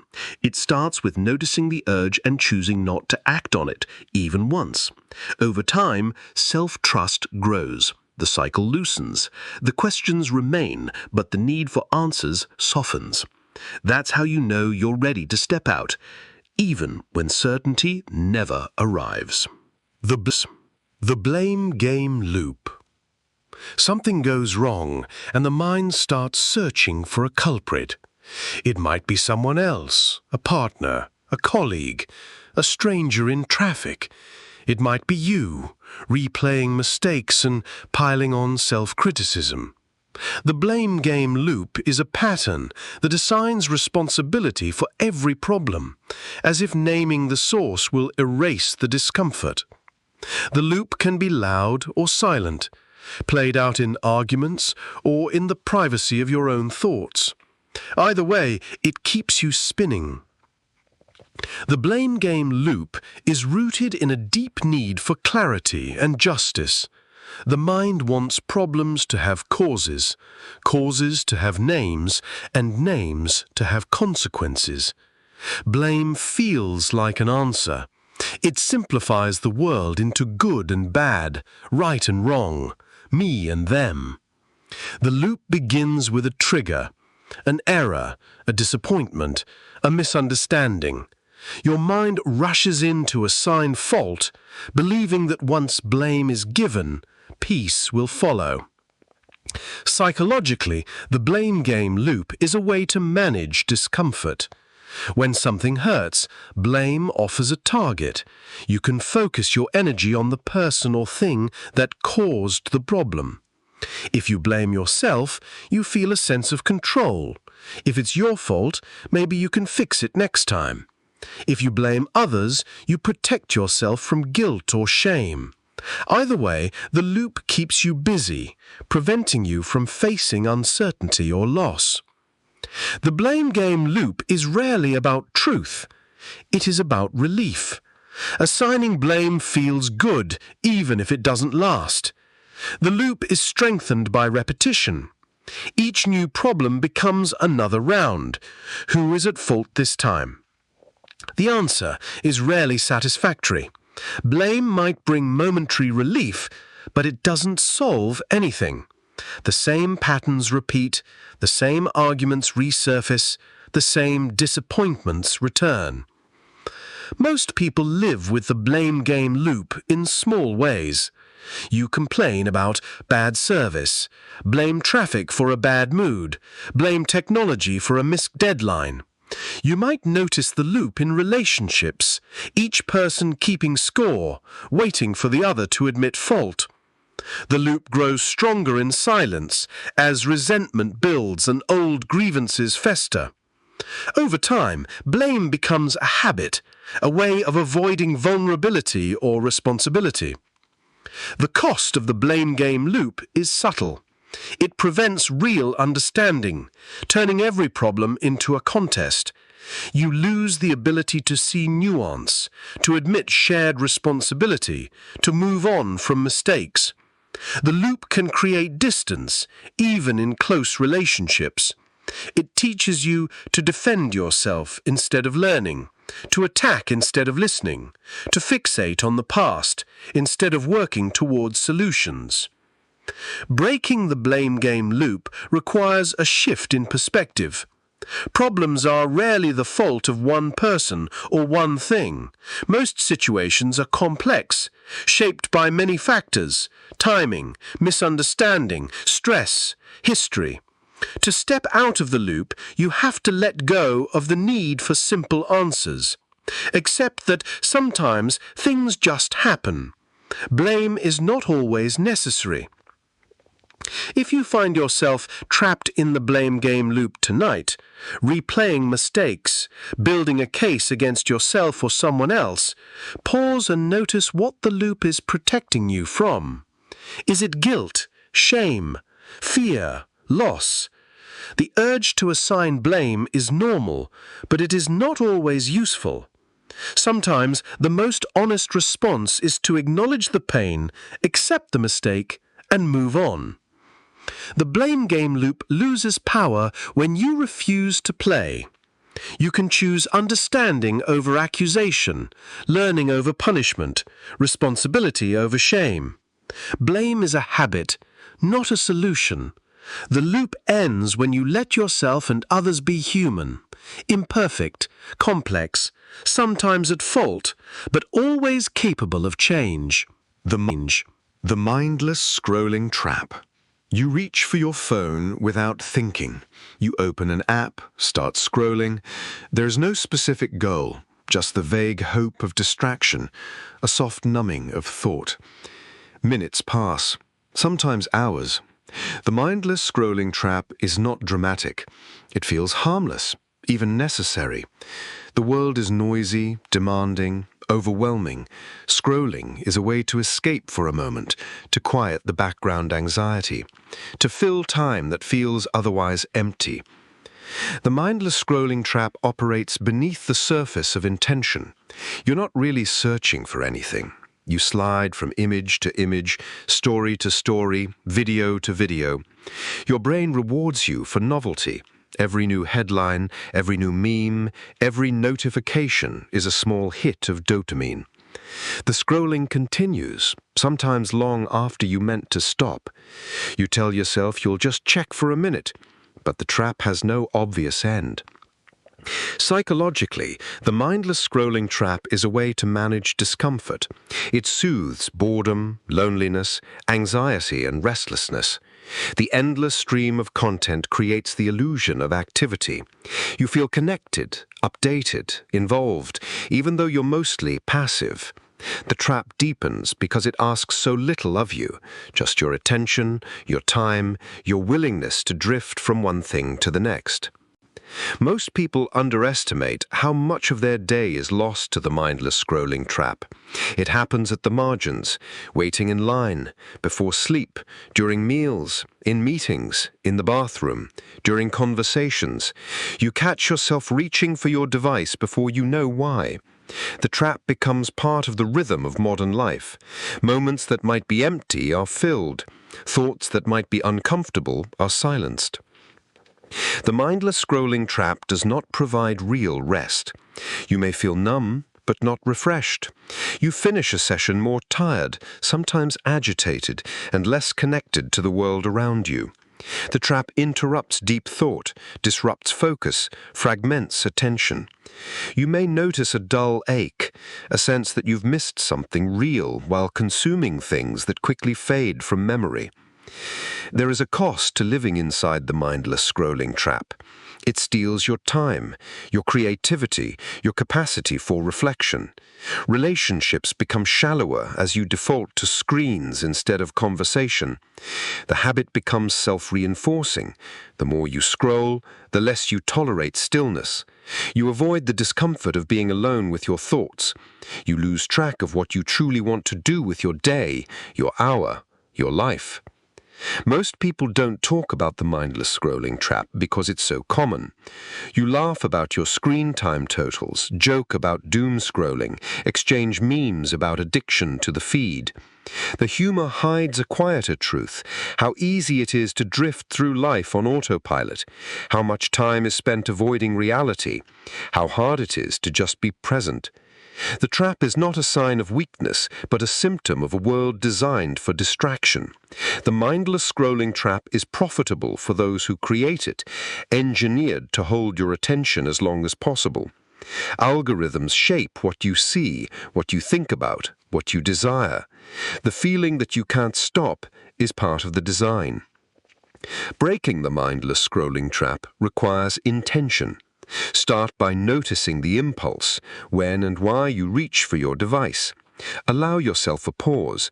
Ask what you're hoping to find. Most of the time, it's just relief from a feeling you'd rather not face. The trap loosens when you fill empty moments with something else: silence, movement, a conversation, a breath. If you find yourself trapped in mindless scrolling tonight, notice how it feels when you stop. What surfaces in the silence? What thoughts, feelings, ideas return when the feed is gone? The trap can be escaped not by willpower alone, but by making space for reality, however ordinary, uncomfortable, or slow it may be. Every minute reclaimed is a return to your own life. The mindless scrolling trap will always be there, waiting. but you are allowed to step out as often as you choose. The I can't change belief. You carry a quiet story about yourself. This is who I am. This is how I've always been. This is what I can and can't do. The I can't change belief is not loud. It rarely announces itself. Instead, it seeps into your self-talk, shaping decisions, limiting your options before you even try. Every failure, every disappointment, every trait you wish were different is folded into the belief. Change becomes impossible, not because it truly is, but because you have decided it must be. The I can't change belief is deeply psychological, rooted in early experiences. Maybe you learned it from someone else, parents, teachers, friends, who said people don't really change. Maybe it's the result of trying and failing, or never seeing anyone around you change for the better. The belief becomes a defense, protecting you from disappointment, shielding you from the risk of hope. You stop setting goals that feel out of reach. Stop asking more of yourself. Stop believing in your own capacity to adapt. This belief can be seductive. It offers relief from the pressure to improve. You tell yourself that you're just being realistic, that you're not like those people who chase impossible dreams. If something goes wrong, the belief reassures you it was never meant to be. If things go well, you're suspicious, waiting for the old patterns to return. The I can't change belief is self-fulfilling. The more you believe it, the less you try. Most people have some version of the I can't change belief. It shows up in habits you wish you could break, relationships you wish you could improve, skills you wish you could learn. You might feel stuck, trapped by your own history, your own story about who you are. The belief can be comforting because it makes the world predictable, even if it's not satisfying. The cost is subtle but significant. You pass up opportunities, avoid challenges, keep your life smaller than it needs to be. You might envy people who reinvent themselves, but explain it away. They're different, luckier, born with something you lack. The belief keeps you safe from disappointment, but locks you into sameness. Years pass, and the life you have is built from choices you never challenged. The I can't change belief is not about truth. It is about fear. Fear of failing, fear of judgment, fear of discovering that your limits are not what you thought they were. The mind protects itself by shrinking the possible. Sometimes the belief is inherited, sometimes learned, sometimes the product of a single moment of shame or loss. You become the warden of your own limitations. To question the I can't change belief, you have to risk disappointment. You have to try, knowing you might fail, knowing change might be slow or partial or hard. You have to allow for the possibility that your story about yourself is incomplete. Most growth happens in small, invisible ways. The mind resists, but change does not require permission from your beliefs. If you find yourself trapped in the I can't change belief tonight, ask what you would do if you believed otherwise. What small experiment could you try? What story could you rewrite, even a little? The belief will always offer safety, but never satisfaction. Change is possible, always. The mind prefers certainty, but life is built on surprise. The I can't change belief only has power if you defend it. Every time you act as if change is possible, even for a moment, you weaken the story. Over time, the belief loosens. You begin to see yourself as unfinished, capable of more than you imagined. That is how the I can't change belief finally breaks, not with one dramatic shift, but with many quiet acts of possibility. The ego defense maze. You move through life defending who you think you are.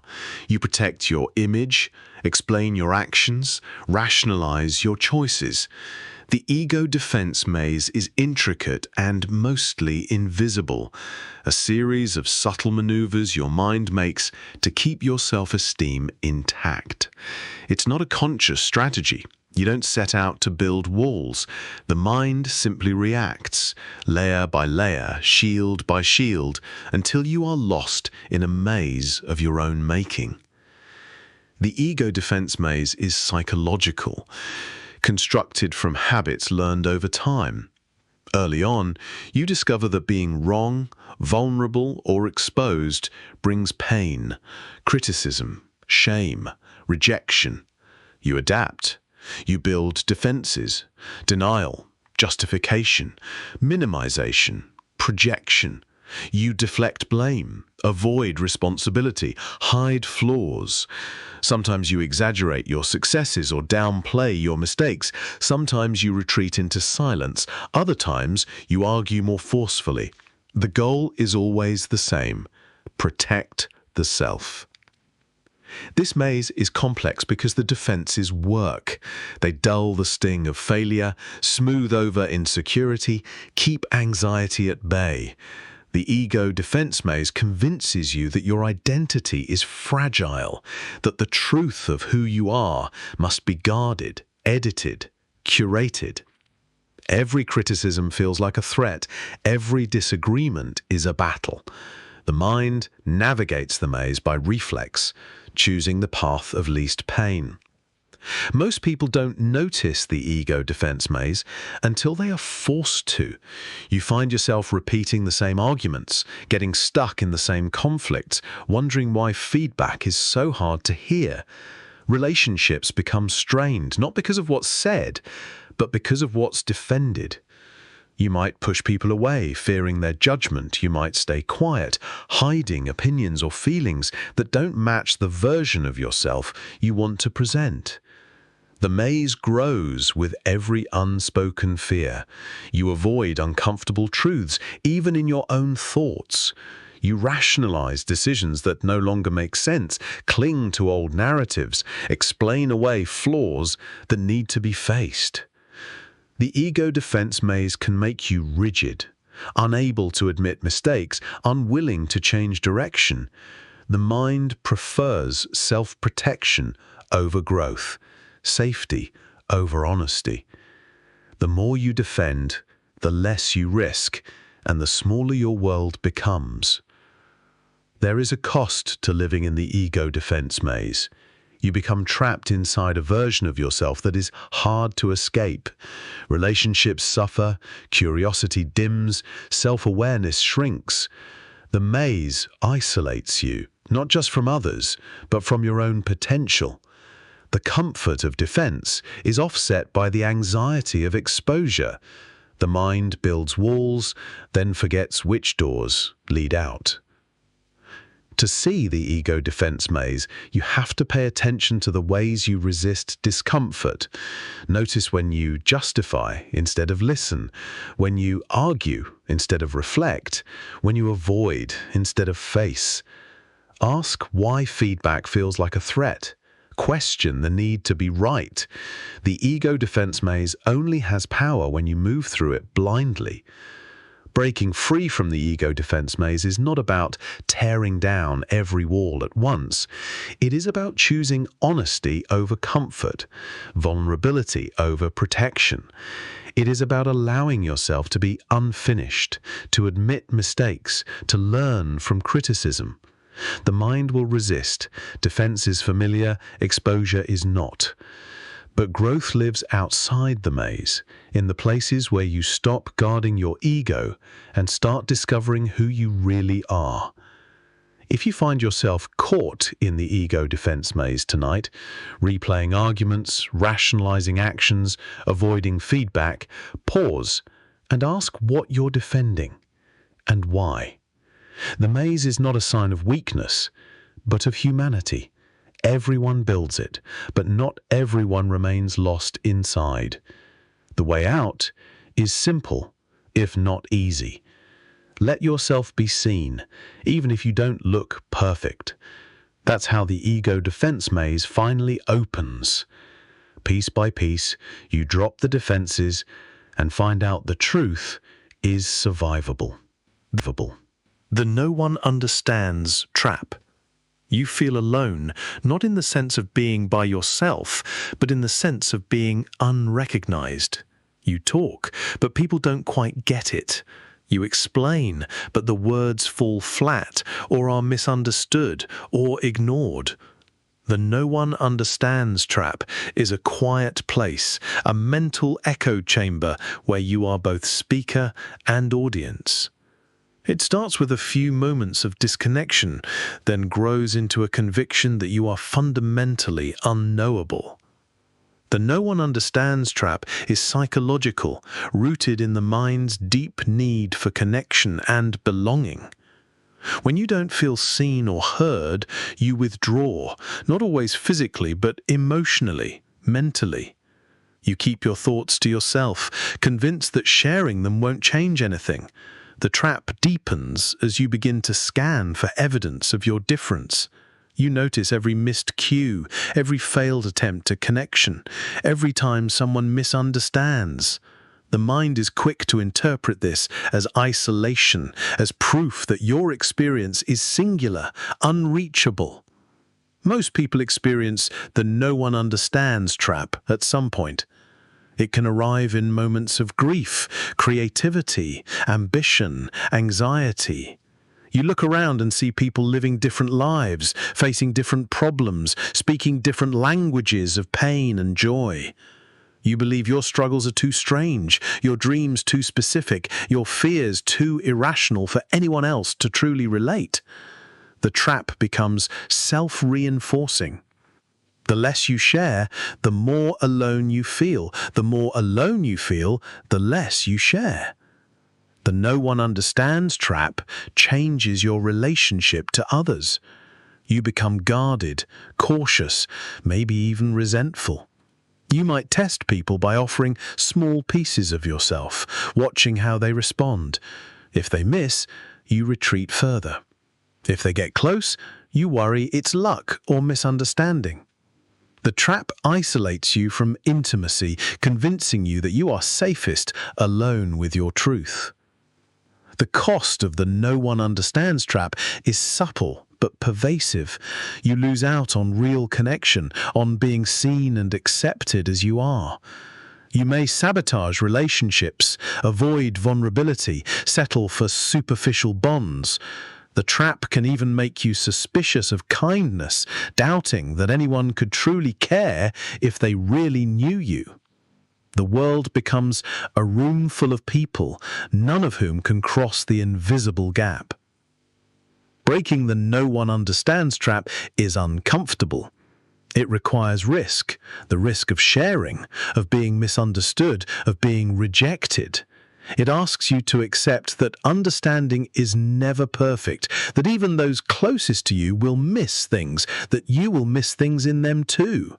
True connection is built on small moments of imperfect empathy, not on perfect comprehension.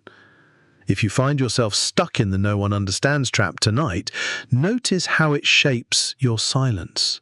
Ask what you would say if you believed someone could understand, even a little. Notice the ways others have tried, even imperfectly.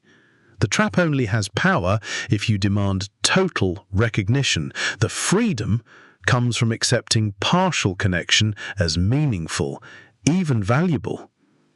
The no one understands trap is universal.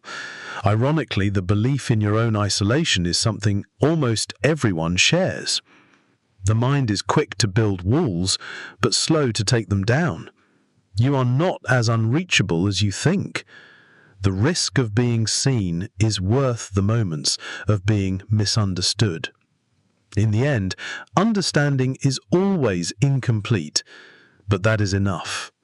The trap loosens with every attempt to reach out, however small. The should-have syndrome.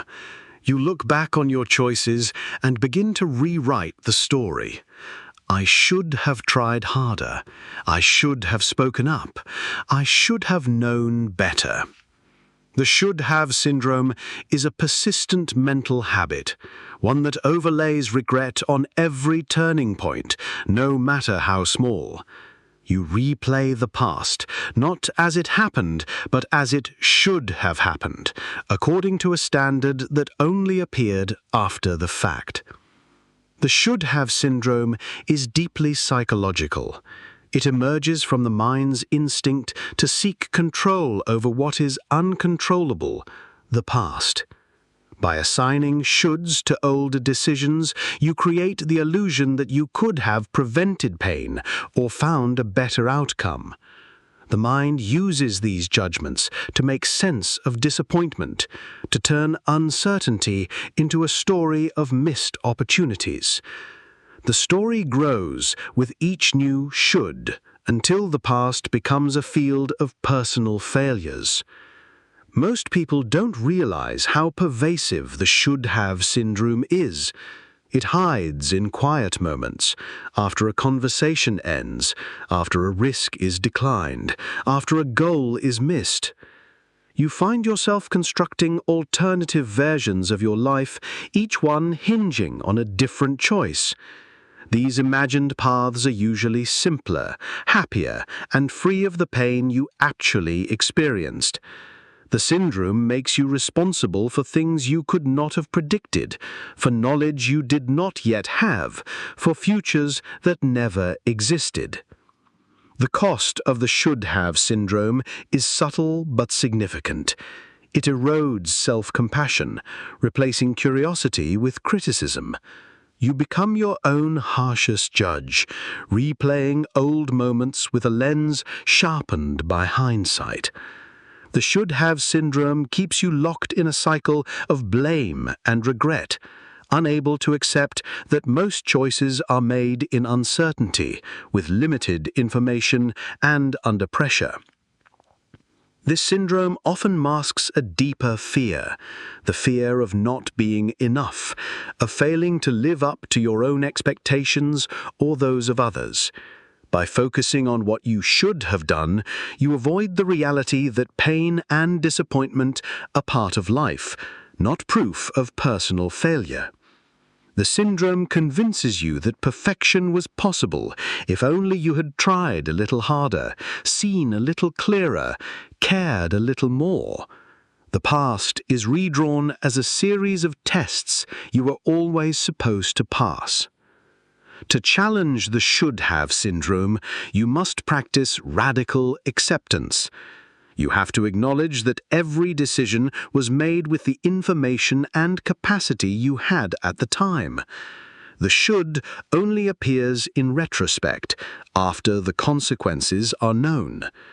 Life is not a puzzle with one correct solution.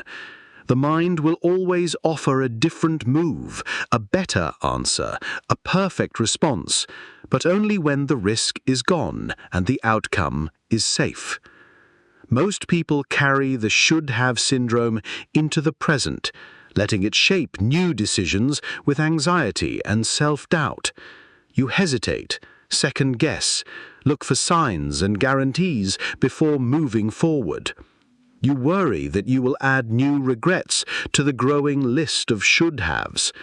The syndrome becomes a barrier to action, as if the only acceptable outcome is perfection. If you find yourself trapped in the should-have syndrome tonight, notice the pattern. Ask if the standard you're using is fair, if the knowledge you demand from your past self was even possible then. Forgive the person you were, the one who didn't know yet, the one who tried anyway. The syndrome only loosens when you accept that mistakes are normal, that learning is slow, that the future is always uncertain. You are not required to rewrite your history. The should-have syndrome will always offer a better story, but it is just that, a story. The life you have is built from real choices, real limits, real courage. The mind will replay regrets, but you can choose to meet them with kindness, not judgment. That's how the syndrome loosens its grip, not by changing the past, but by accepting your place in it. The stagnation comfort. You settle into routines that once served you well. The days start to blend together, each one a repeat of the last. The comfort of stagnation is subtle. It arrives not as boredom, but as a kind of safety. The stagnation comfort tells you that change is risky, that growth is optional, that the familiar is preferable to the unknown. The mind relaxes, lulled by repetition, content with the minimum effort required to get by. The stagnation comfort is deeply psychological, rooted in the brain's need for predictability and stability. You crave certainty, so you build routines. You avoid discomfort, so you let go of challenges. You accept what is instead of reaching for what could be. The comfort of stagnation is not happiness, it is the absence of threat, the easy reward for never pushing past your own limits. Most people don't notice the stagnation comfort until it has settled in for good. You stop learning, stop reaching, stop dreaming. New opportunities are ignored, not because you aren't interested, but because they would disrupt the balance you've worked so hard to maintain. The comfort becomes a wall, keeping out risk, but also growth. You tell yourself that it's wise to avoid disappointment, that it's better to stay with what works than to risk failure or embarrassment. The cost of the stagnation comfort is gradual but real. You lose the spark that comes from challenge, the satisfaction that comes from growth. Your relationships can grow stale, your interests narrow, your world shrink to fit the routines you've built. Life becomes quieter, but also smaller. The mind adapts to the absence of change, convincing you that the urge to do more is just a passing phase. The comfort of stagnation is reinforced by the culture around you. People praise stability, warn against taking unnecessary risks, suggest that contentment is the highest goal. You might envy those who break out of their routines, but explain it away as luck, talent, or recklessness. The stagnation comfort tells you that ambition is dangerous, that dreams are for the young, that change is for other people. To step outside the stagnation comfort, you have to allow yourself to feel restless. Discomfort is a signal that something in you wants to grow. The mind will resist, offering excuses. Now isn't the time. You don't have the skills. You might fail.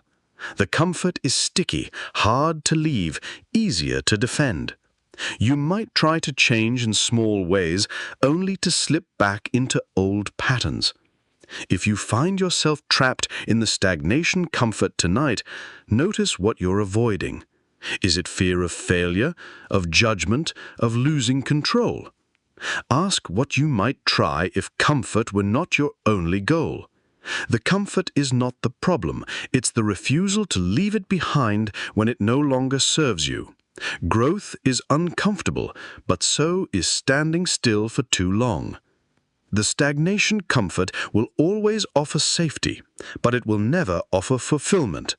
The mind prefers what it knows, but life is built on what you risk discovering. Every time you choose discomfort, curiosity, or ambition over habit, you push against the edges of stagnation. The comfort loosens. The world grows. That's how you know you're alive, not by how comfortable you are, but by how willing you are to keep moving forward. The self-story spiral. You tell yourself stories about who you are, what you can do, and what is possible for you. At first, these self-stories are simple, shaped by childhood, by parents, by early praise or criticism. Over time, they become more complex, woven from every success and failure, every compliment and slight. The self-story spiral is a quiet force, constantly spinning new narratives that guide your choices and shape your view of reality. You believe the story because it is yours, and because it repeats often enough to sound like truth. The self-story spiral is deeply psychological. Your mind wants coherence, a sense that your life makes sense, that your actions and feelings follow a pattern. So you build explanations. You explain your strengths and your weaknesses, your luck and your losses. You say, "I'm not good at that," or "people like me don't do things like this." You make sense of your pain by writing yourself as unlucky or misunderstood. You claim your triumphs as fate, or as luck, or as proof of some deeper worth. The spiral tightens with every new event, each one filtered through the story you already believe. Most people don't see how much their lives are shaped by the self-story spiral. You think you're making choices freely, but you are often acting out a script written years ago. The spiral tells you what to expect, who to trust, what to fear, what to try. You turn down invitations, avoid risks, or chase certain opportunities, all because the story says this is who you are. The spiral can be positive, but more often it limits you. It repeats old beliefs about what's possible and whispers reminders about what isn't. The cost of the self-story spiral is subtle but powerful. You live within the boundaries of your own narrative, rarely questioning whether it's accurate or complete. You interpret new events as confirmation of what you already believe. If you see yourself as unlucky, you find evidence everywhere. If you see yourself as a survivor, you rewrite every setback as proof of resilience. The spiral is self-reinforcing. Each story shapes your actions, and each action reinforces the story. Over time, the self-story spiral becomes harder to challenge. You surround yourself with people and situations that fit your script. You remember details that match your narrative and forget those that don't.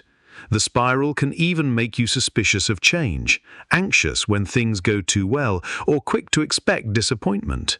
Your identity becomes a feedback loop. Belief creates action. Action creates evidence. Evidence strengthens belief. Most people have more than one self-story spiral. You might feel confident at work, but insecure at home, hopeful in some friendships, but resigned in others.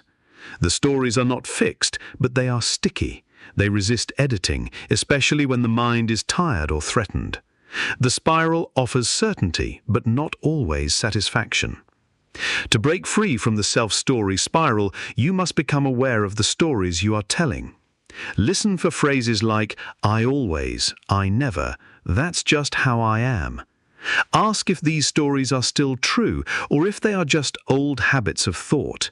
The spiral loses power when you question its logic, when you try something the story says you can't, or when you look for evidence that contradicts your usual script. If you find yourself trapped in the self-story spiral tonight, notice how it shapes your expectations for tomorrow. What would you do if you believed a different story? Who might you become if you wrote a new narrative? The spiral only has power when you forget it's optional. Your story can change, slowly, with small acts of defiance, each one a challenge to the limits you once accepted. The self-story spiral is not destiny. It's just a pattern, one that you have the power to revise. Every day, you are adding to the script. The question is whether you'll keep repeating the same lines or try writing something new. That's how the spiral loosens, not with one big edit, but with many small rewrites, each one a step toward a story you actually want to live. The invisible audience illusion. You walk through your day with the sense that someone is watching. You edit your words, your actions, even your thoughts, as if there is an audience taking notes, judging, reacting. The invisible audience illusion is subtle, almost unconscious. It doesn't announce itself with anxiety or fear. Instead, it shapes how you present yourself, how you interpret mistakes, how you measure your worth. The invisible audience illusion is deeply psychological, rooted in the mind's ancient need to belong. Social survival depended on the opinions of the group, so your brain evolved to monitor cues, to guess what others want, to avoid social risk. Even when you're alone, the illusion persists. You imagine what others would think if they could see you now, what they would say about your appearance, your choices, your failures and successes.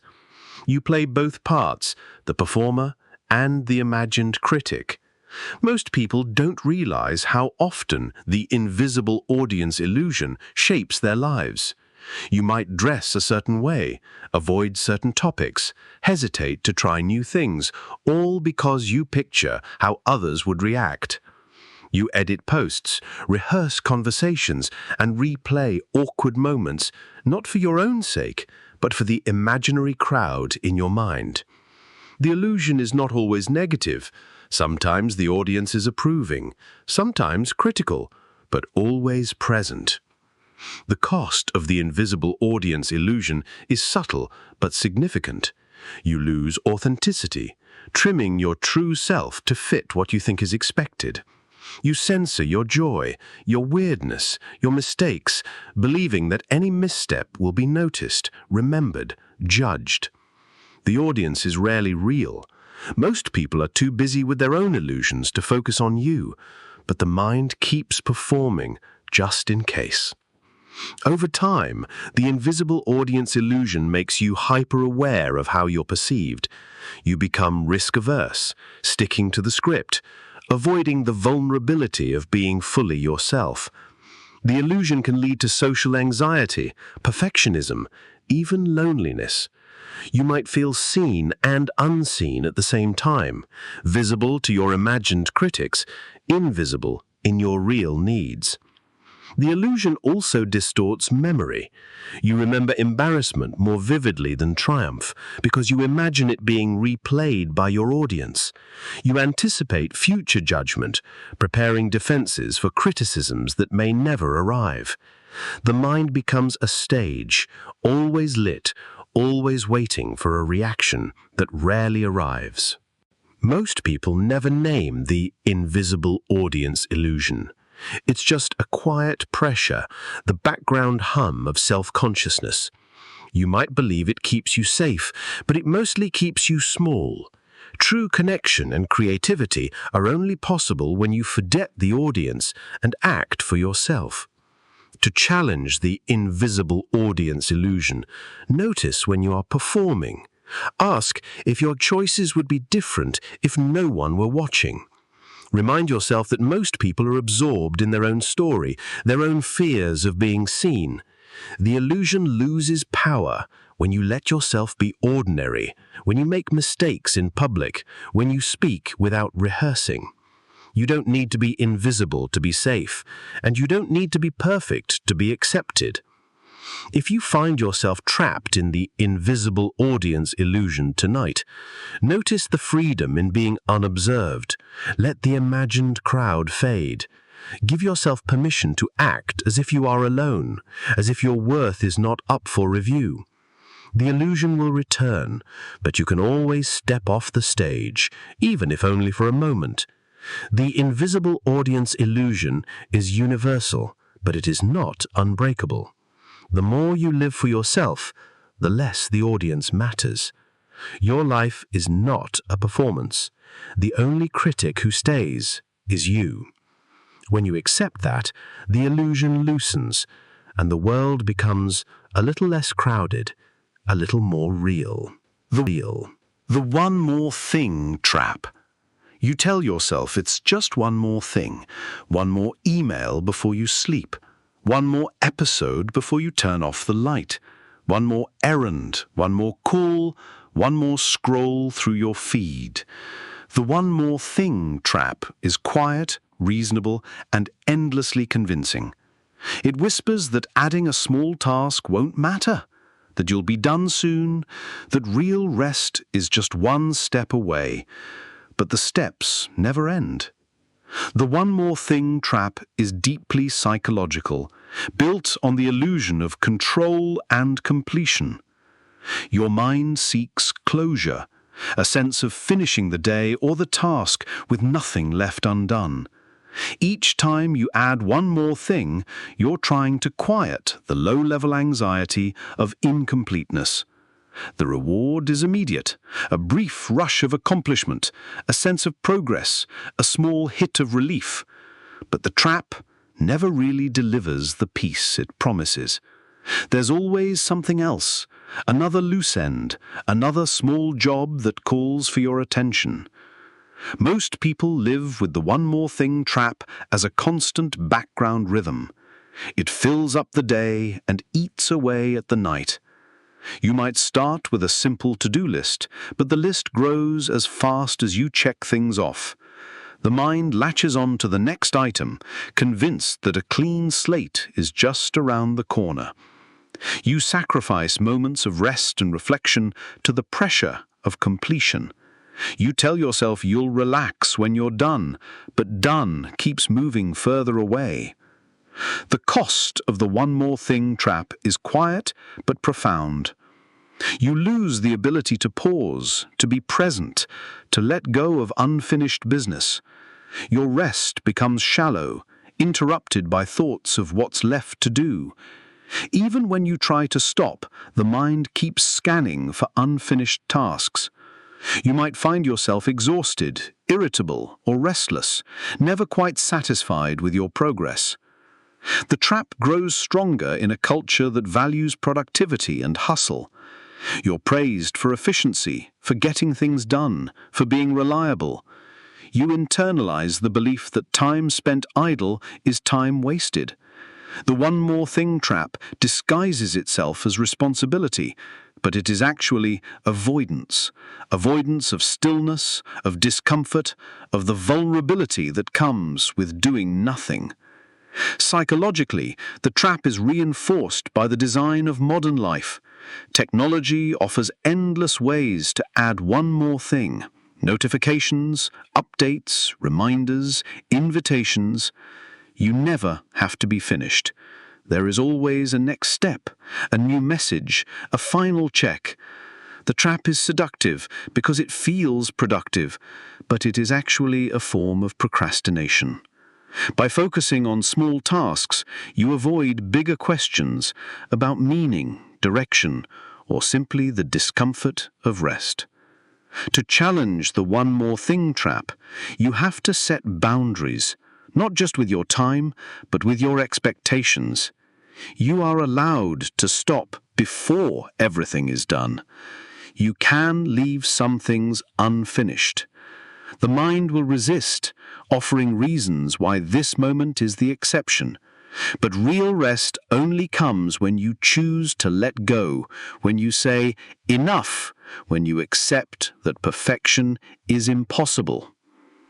If you find yourself stuck in the one more thing trap tonight, notice the urge to keep going. Ask yourself what you're really chasing.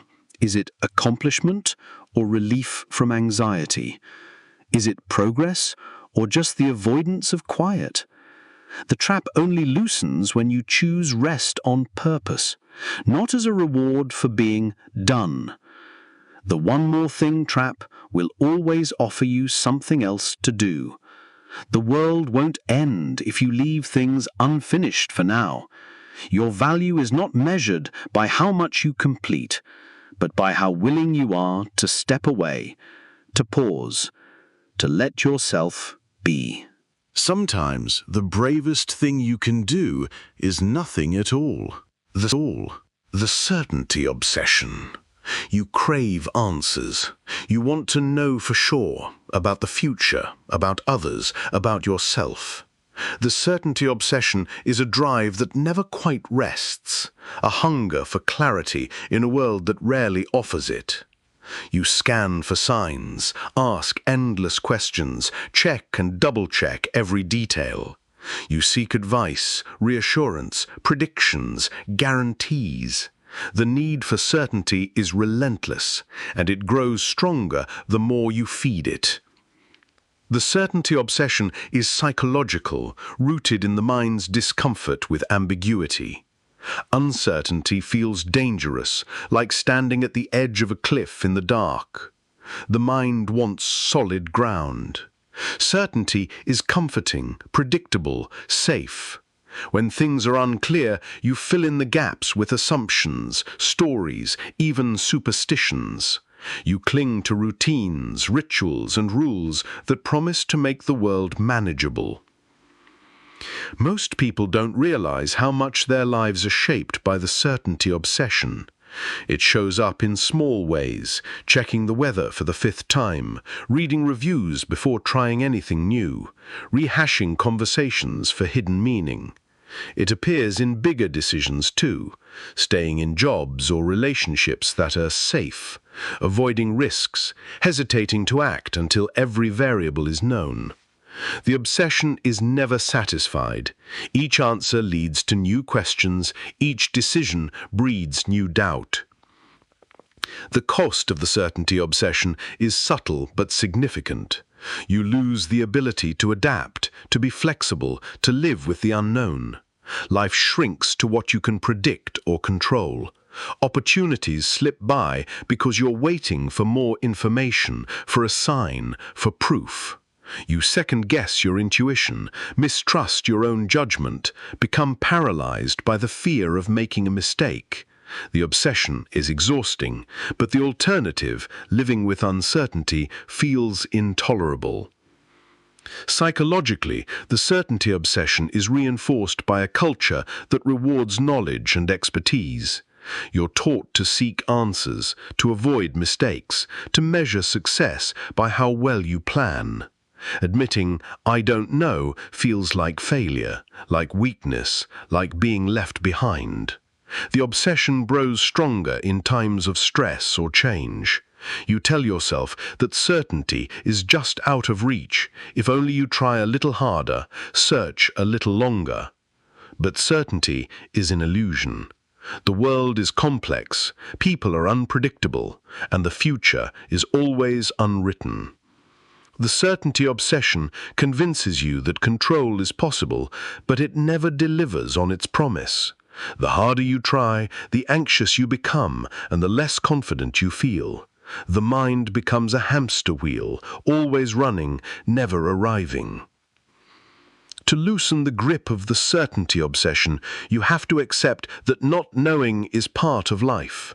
You can prepare, plan, and research, but you cannot guarantee outcomes.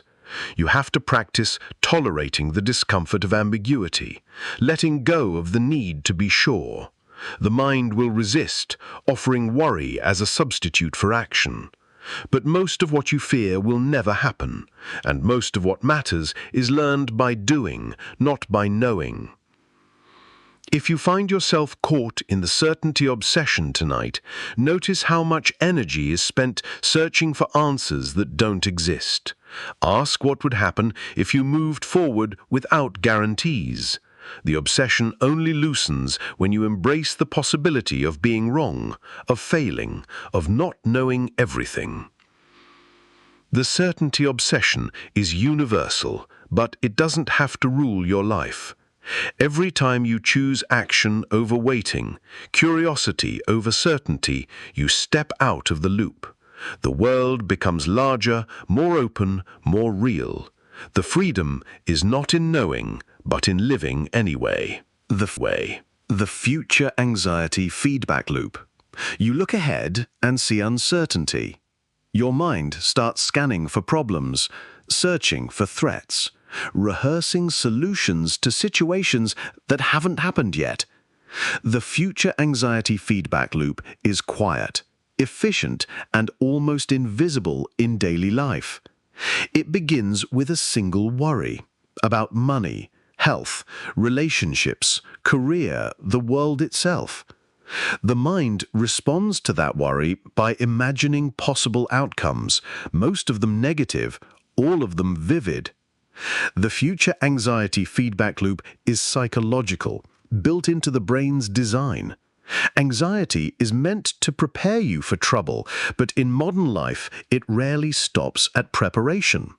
Instead, your worries become the background noise of every day. You anticipate obstacles, rehearse conversations, forecast disasters, play out scenarios that almost never occur. Each imagined problem feeds the feeling of danger, which triggers more anxiety, which leads to more imagining. The loop feeds itself, turning the unknown into a threat. Most people live in the future anxiety feedback loop without naming it. You call it being responsible, staying ahead, being realistic. You plan, make lists, check the news, review your finances. You think through every detail, convinced that vigilance will protect you from loss or regret. But the more you worry, the less prepared you actually feel. The mind never finds a stopping point, no matter how many scenarios you consider. Each new worry becomes evidence that you must worry more. The cost of the future anxiety feedback loop is subtle but significant.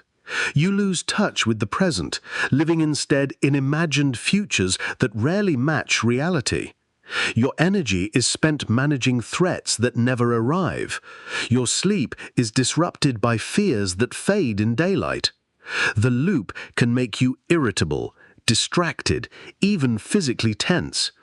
You might notice headaches, stomach aches, restless nights. The body responds as if the danger is real, even when it's just a thought.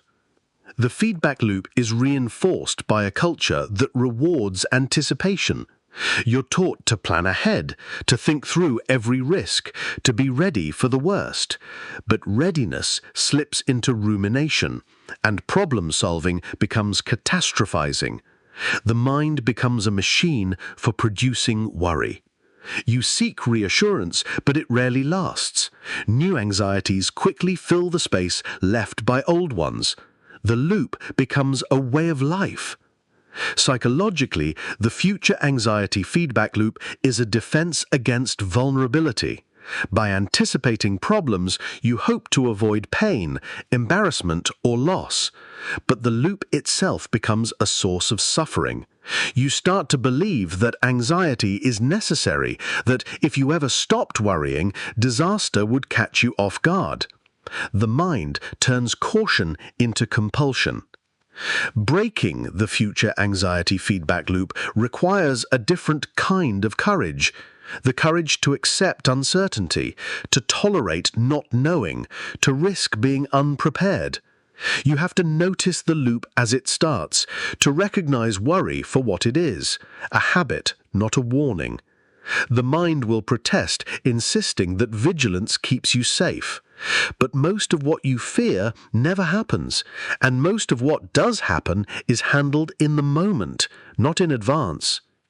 If you find yourself caught in the future anxiety feedback loop tonight, notice where your attention is. Ask yourself if any of the worries are happening right now or if they are only possible futures. Try returning to the present, even for a breath. The loop only loosens when you let go of the need to solve every problem before it arrives. The future anxiety feedback loop is not a flaw, but a pattern. It can be changed. Each time you return to what is real, each time you accept uncertainty, each time you stop feeding the loop, you reclaim a bit of peace. The future remains unknown, but your life is happening now. The fixer mentality. You notice problems and immediately reach for solutions. Someone shares a struggle and your mind starts generating advice. A friend is upset and you want to make it better. The fixer mentality is a deeply ingrained response, a drive to repair, to rescue, to make things right, no matter the cost. It feels practical, almost generous, but beneath the surface is a restless need to be useful. The fixer mentality is psychological, built from a belief that your value comes from what you can solve. Maybe you learned early that being helpful brought praise or safety. Maybe fixing was how you managed your own anxiety. If problems were solved, life felt more predictable. The fixer becomes a role you inhabit, sometimes without thinking. You scan for broken things, broken people, broken situations. You want to help, but also to control. Most people with the fixer mentality don't notice how reflexive it is. You listen to problems only long enough to find a solution, interrupting with suggestions before the other person finishes. You take on responsibilities that aren't yours, believing that your help is always needed. The drive to fix is not always about kindness.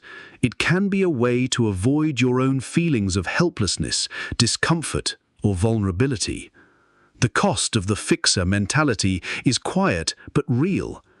You become exhausted by carrying other people's burdens. Your relationships grow unbalanced, with you cast as the rescuer and others as the rescued. Sometimes people pull away, resentful of advice they didn't ask for. Sometimes problems are not yours to solve or cannot be solved at all.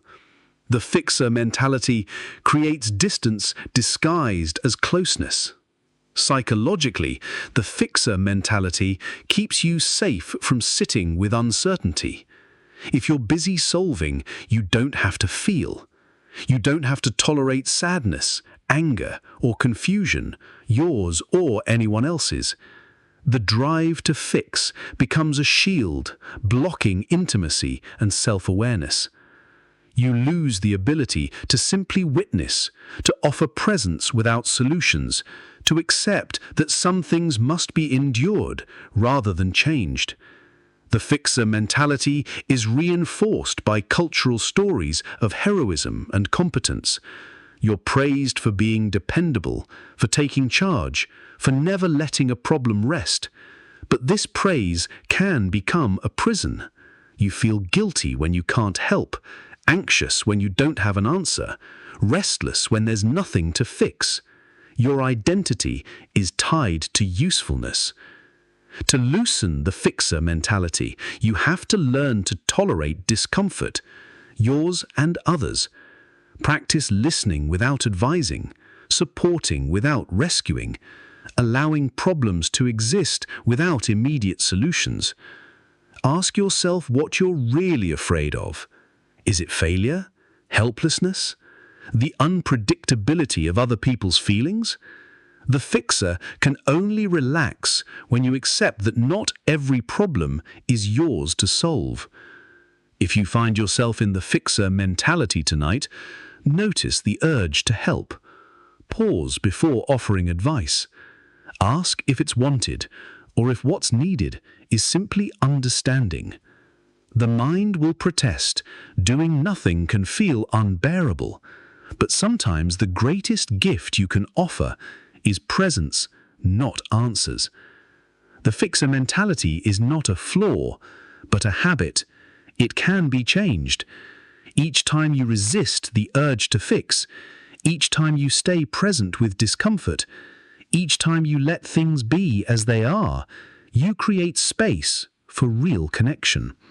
Some problems don't need to be solved. Some people just want to be heard. The productivity trap. You start your day with a list. You measure yourself by how much you get done. The world rewards efficiency, and so you work faster, check tasks off, and move on to the next. The productivity trap is a quiet shape that your life takes, not through dramatic decisions, but by the slow accumulation of days spent focused on output. You become what you accomplish. You call it discipline, drive, ambition, but underneath is something simpler, a subtle, persistent anxiety that you are only as good as your last achievement. The productivity trap is psychological, rooted in both culture and biology. Achievement feels good, a small burst of satisfaction, a hit of dopamine, a temporary relief from self-doubt. But the relief is always short-lived. No matter how much you do, the bar rises, the list fills up again. The trap convinces you that more is always better, that busy is better than still, that progress is proof of worth. Most people live inside the productivity trap without noticing it. You might pride yourself on multitasking, on filling every gap in your day, on always having a project or a plan. You scroll through feeds that celebrate hustle, grind, and non-stop work. Even your hobbies become achievements to collect, another area in which to measure yourself. The rest of life, rest, play, reflection, becomes something you have to earn, never something you simply deserve. The cost of the productivity trap is subtle, then significant. You lose the ability to be present, to linger, to notice what you actually feel. Relationships start to feel transactional, each interaction another task to manage or obligation to fulfill. The trap flattens life into a series of to-dos, leaving little space for curiosity, surprise, or genuine connection. Even when you try to stop, the voice of the trap lingers. Shouldn't you be doing something? Psychologically, the productivity trap is reinforced by fear of falling behind, of being seen as lazy, of not mattering. The culture around you agrees. You see awards for performance, not presence, applause for achievement, not awareness. You learn to associate rest with guilt, to view time off as wasted unless it's justified by extraordinary output. You become suspicious of leisure, wary of stillness, uncomfortable with simply being. The productivity trap can even masquerade as self-care. You might read books, exercise, meditate, but all with an eye on results. How much did I read? How many steps did I take? How much did I improve? The experience becomes secondary to the outcome. You collect achievements in every area, but satisfaction keeps moving further away. Breaking the productivity trap requires a shift in perspective. You have to notice how much your worth is tangled up in what you accomplish. Ask what you might do if productivity were not the main goal.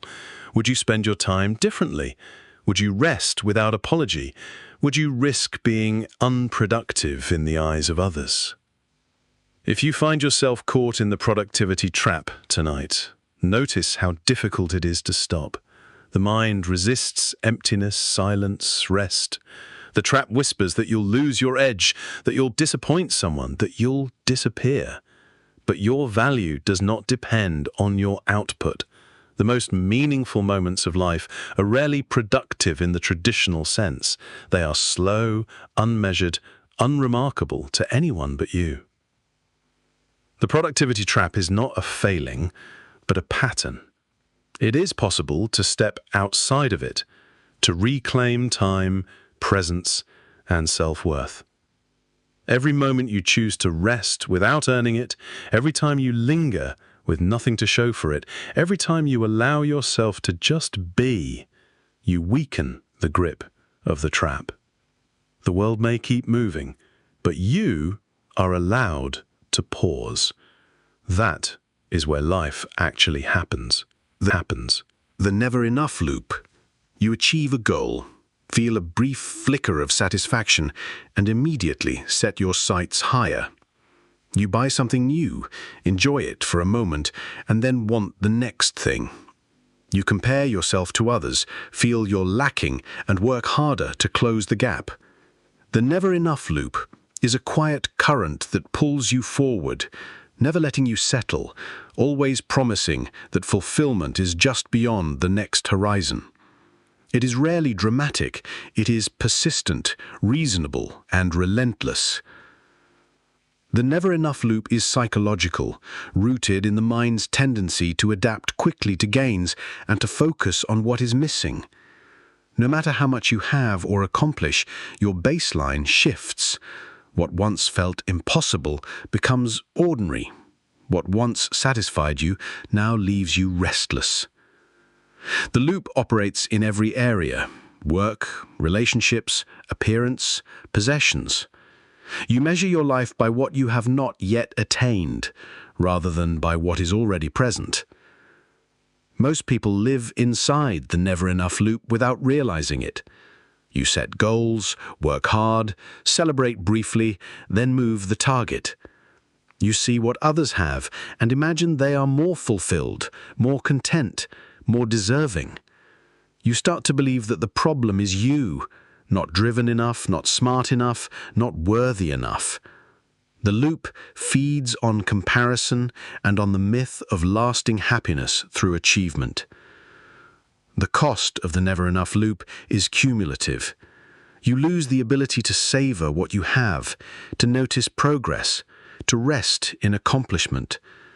Joy is always deferred, satisfaction always conditional. Even your best days are overshadowed by what you haven't done, haven't bought, haven't become. The loop can lead to burnout, envy, anxiety, and a persistent sense of emptiness, no matter how much you actually possess. The loop is reinforced by culture and by design. You are bombarded by messages that promise more success, more beauty, more experiences, more things. Social media amplifies the loop, offering endless comparisons and carefully curated versions of other people's lives. The mind learns that enough is always just out of reach, that happiness is always tied to the next thing. Psychologically, the never-enough loop is a defense against disappointment. By focusing on what is missing, you protect yourself from the vulnerability of contentment. To say, "this is enough," is to risk losing your drive, to risk settling, to risk missing out. The loop convinces you that satisfaction is dangerous, that to stop wanting is to stop living. Breaking the never-enough loop requires conscious attention. You have to notice the urge to move the goalposts, to compare, to discount what is good. Practice gratitude, not as a forced exercise, but as an honest recognition of what is already here. Ask yourself, what would happen if this moment, this effort, this self were enough, even if only for tonight? If you find yourself caught in the never-enough loop now, notice the cycle. What are you chasing? What would it mean to stop? The loop only loosens when you risk the discomfort of contentment, when you let yourself feel satisfaction without conditions. Enough is not a finish line, but a decision, a willingness to pause, to rest, to let the moment be complete. The never-enough loop is universal, but it is not unbreakable. Each time you choose to linger in enoughness, to savor what is rather than what might be, you step outside the loop. The mind will try to pull you back, but you can return again and again to this place. That is where peace begins, not in having everything, but in letting go of the need for more. The passive agreement trap. You nod along, even when you disagree. You say yes or nothing at all, even when every instinct urges you to say no. The passive agreement trap is a subtle force, not a single decision, but a pattern of silence, a gradual habit of suppressing what you think and feel in favor of going along. You tell yourself it's easier, more polite, less risky to avoid standing out or making waves. The price of harmony, you believe, is the suspension of your own truth. The passive agreement trap is deeply psychological, rooted in the mind's instinct to avoid conflict and preserve connection. You learned early on that disagreement could be dangerous, bringing arguments, criticism, or even rejection. So you adapted. You scan for the opinions of others, take social cues before voicing your own, and quickly sense the path of least resistance. It becomes easier to follow than to lead, easier to agree than to assert. Most people fall into the passive agreement trap without conscious intent. You sit in meetings and let the loudest voice set the tone. You nod through conversations that leave you uneasy. In friendships and families, you become the peacekeeper, smoothing over differences by never naming your own. It feels safer, and it's rewarded. People see you as agreeable, low maintenance, cooperative. But each act of agreement costs you a little piece of authenticity. The trap grows stronger over time. The more you stay silent, the more the habit cements itself. You start to forget what you really think, mistaking consensus for conviction. Even when you have a strong opinion, you swallow it, convincing yourself it doesn't matter or won't make a difference. The mind learns to conflate peace with compliance, harmony with invisibility. The cost of the passive agreement trap is cumulative. You lose confidence in your voice, second-guess your instincts, and start to resent the very people you seek to please. Relationships built on passive agreement are fragile. They rely on your willingness to disappear rather than engage. You feel isolated even in a crowd. Over time, frustration and self-doubt accumulate, sometimes erupting in unexpected ways, sometimes simmering just below the surface. Psychologically, the passive agreement trap often coexists with fear of rejection, of confrontation, of being misunderstood or disliked. It becomes easier to hide in agreement than risk being exposed as different. You may tell yourself that your opinion isn't important or that things will go smoother if you just stay quiet. But the silence never really keeps you safe. It keeps you small. To challenge the passive agreement trap, you must notice when you are about to defer, when you are tempted to agree for convenience. Ask yourself what you actually believe, what you would say if risk didn't matter. Try small acts of assertion, even in low-stakes situations. The mind will resist, sending anxiety as a warning signal, but you are allowed to have your own perspective. If you find yourself stuck in the passive agreement trap tonight, notice the urge to disappear. What would it cost to be honest, to dissent, to offer another view? The trap only loosens when you risk a little discomfort for the sake of authenticity. Not every disagreement will be dramatic. Not every difference is dangerous. Some relationships may change, but those that survive will be stronger, more real. The passive agreement trap is not a flaw, but a habit, a pattern that can be replaced. Each time you speak your truth, however quietly, you make it easier next time. Agreement is valuable only when it is real, not when it is reflex. The world needs your perspective, even if it's only voiced once. The over-explainer habit. You feel the urge to explain yourself, sometimes before anyone has asked. You offer context, justifications, backstories, even for small things, a late reply, a change of plans, a simple decision. The over-explainer habit is a quiet reflex, not an outburst, but a steady stream of clarifications meant to close every possible gap in understanding.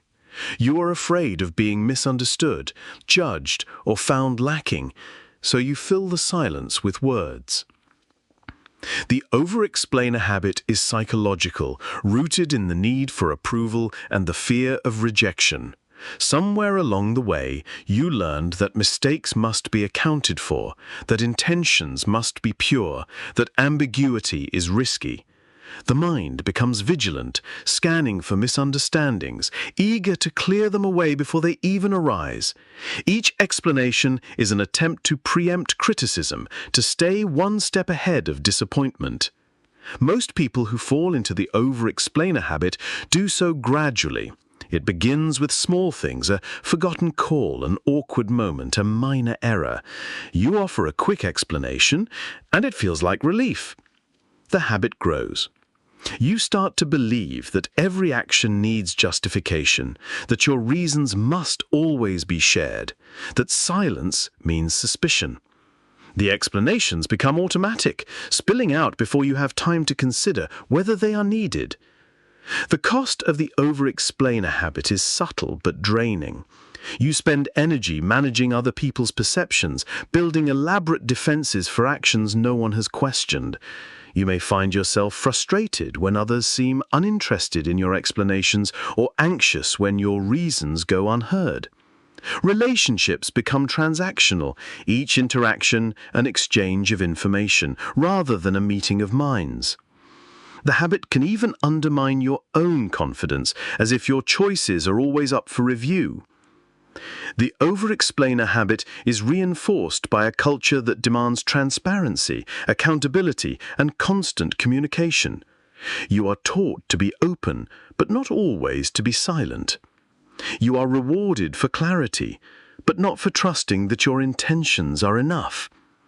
Over time, you may feel exposed, as if you owe the world not just your actions, but your motives, your doubts, your every thought. To challenge the over-explainer habit, you must notice when you're explaining more than necessary. Pause before offering a justification. Ask yourself if it is truly needed or if it is just a reflex. Practice letting your actions stand on their own without a running commentary. The mind will protest, sending anxiety as a warning, but most misunderstandings are not as catastrophic as you fear. If you find yourself caught in the over-explainer habit tonight, notice the urge to fill the silence. What would it feel like to let the moment stand unadorned? The habit only loosens when you risk being misunderstood, when you trust that your actions can speak for themselves. Not every question needs an answer, not every mistake needs a defense. The over-explainer habit is not a flaw, but a learned response, a pattern that can be softened. Each time you resist the urge to explain, you reclaim a bit of trust in yourself and in others. Confidence grows quietly, not from perfect explanations, but from the willingness to let some things go unspoken. The if-only fantasy. You imagine your life as it could have been, if only you'd made a different choice, if only you'd been luckier, if only you'd been given one more chance. The if-only fantasy is a quiet background hum, an alternate reality built from longing and regret. You visit it often, sometimes without knowing. In moments of boredom, disappointment, or restlessness, your mind drifts into the dream of what might have been. The fantasy is not dramatic. It's soothing, soft-edged, inviting you to escape the weight of the present. The if-only fantasy is deeply psychological. It grows out of the mind's need for resolution, for a sense that life could make more sense or hurt less or feel fuller, if only the past had played out differently. You imagine careers you didn't pursue, relationships you lost or never began, chances you missed. The fantasy fills in the details perfectly, offering versions of yourself that are braver, luckier, or more successful.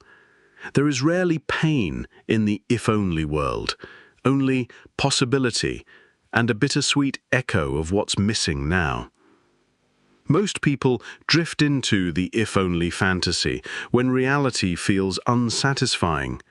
You compare your current self to the ideal self who lives in the alternate timeline.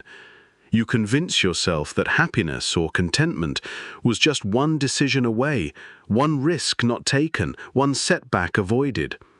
The fantasy is comforting because it is untested. Nothing ever goes wrong there. The disappointments of real life do not intrude. The if-only version of you is always happier, always more certain, always free from the doubts that shape your present. But the cost of the if-only fantasy is real. The more you visit, the harder it is to accept your actual life, with its flaws and limitations. You become detached from the present, less willing to invest in the world you have, less able to see value in the messy, unpredictable reality you inhabit. The fantasy becomes a way to avoid responsibility for your choices and circumstances. Regret becomes a habit. You start to believe that your real life will always be a shadow of what it could have been. The if-only fantasy is reinforced by culture and by memory. Stories are told with clear beginnings and endings, with heroes who make the right choice at the right time. Social media is filled with curated moments, each one suggesting a better life is out there if only you had done things differently. The mind is quick to edit the past, slow to forgive its own mistakes. Psychologically, the fantasy can also be a defense against disappointment and risk. If you're always looking back, you never have to fully commit to the present. You never have to face the uncertainty of new decisions or the vulnerability of being wrong again. The if-only world is safe, but sterile. Nothing grows there except longing.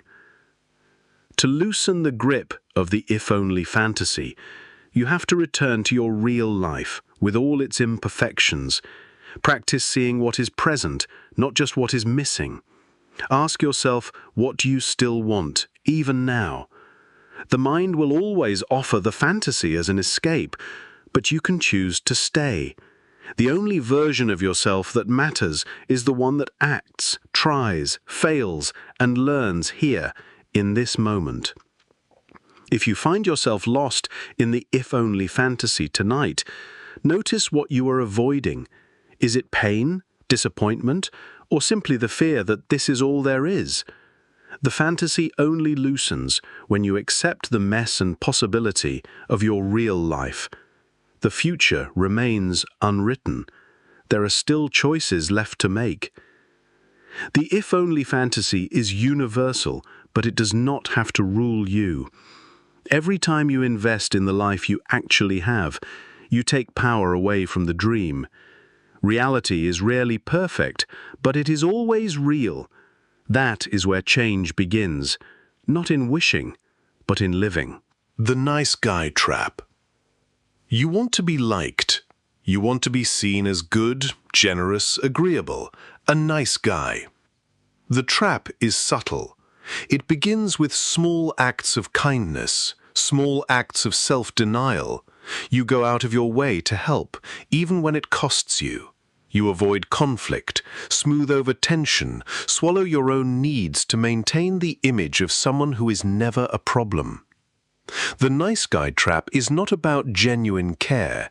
It's about managing how you are seen, protecting yourself from rejection by never challenging, never disappointing, never appearing difficult.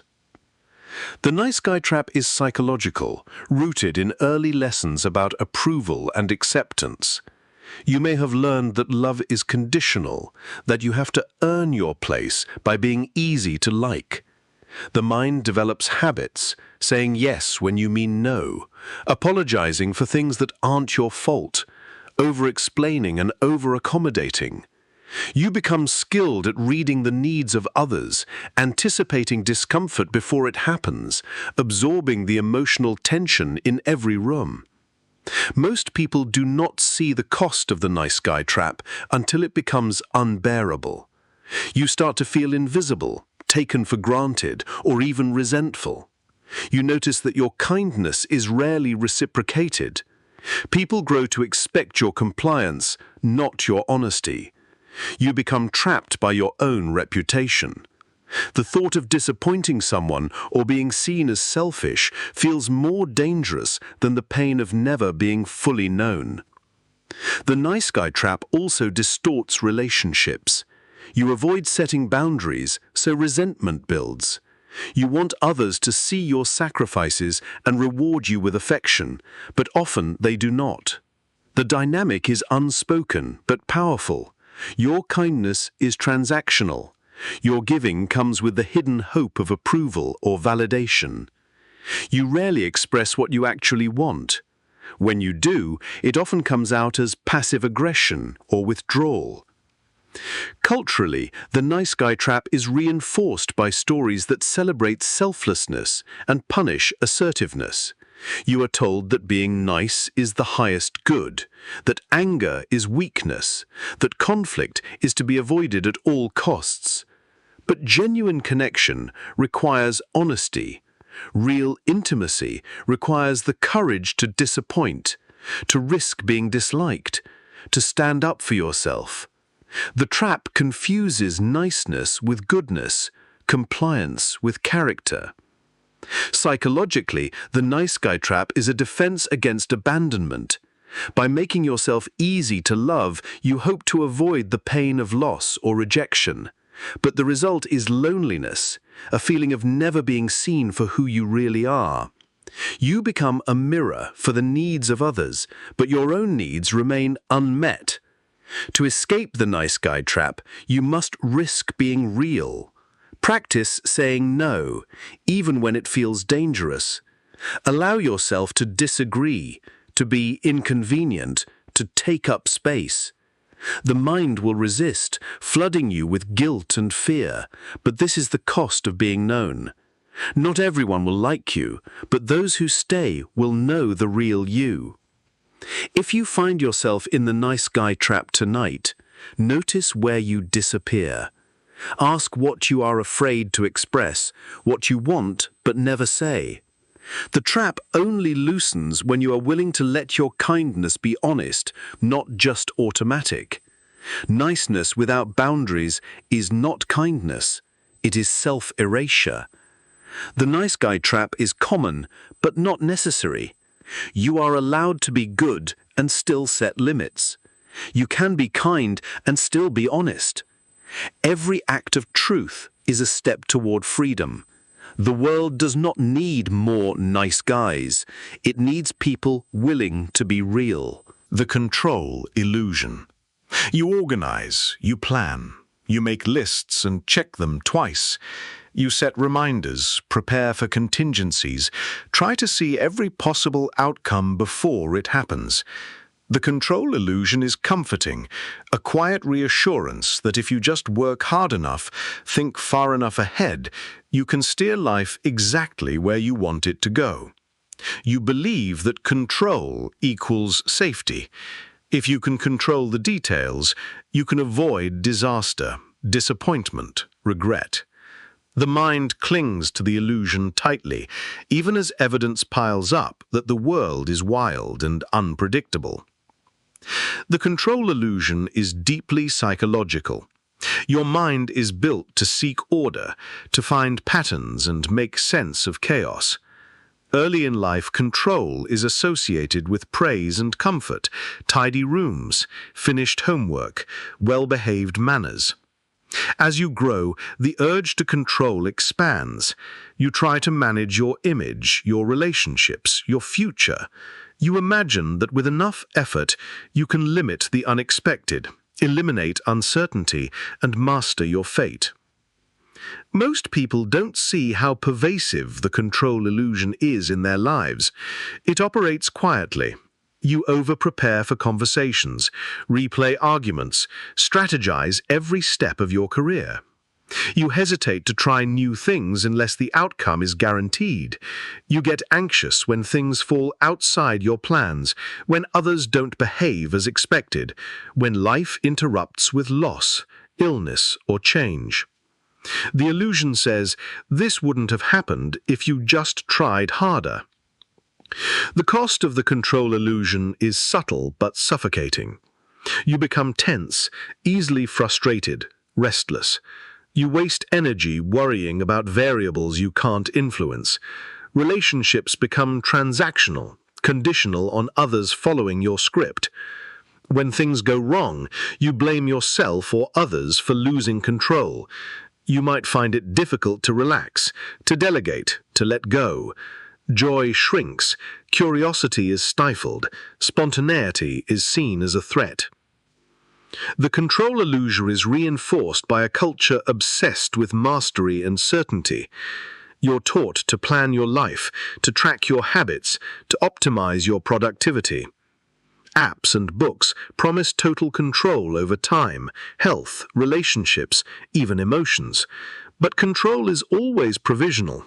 Life breaks your plans and rewrites your scripts.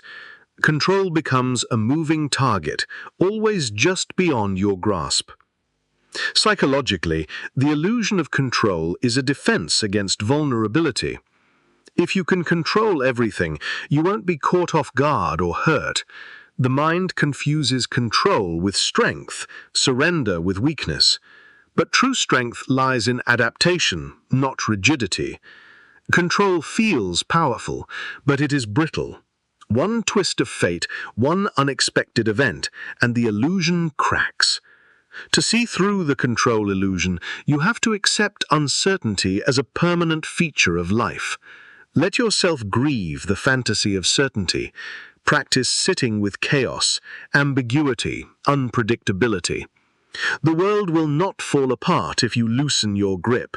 You will not dissolve if you stop trying to manage every detail. Real safety comes not from control, but from resilience, from your ability to respond, to recover, to find your footing when things change.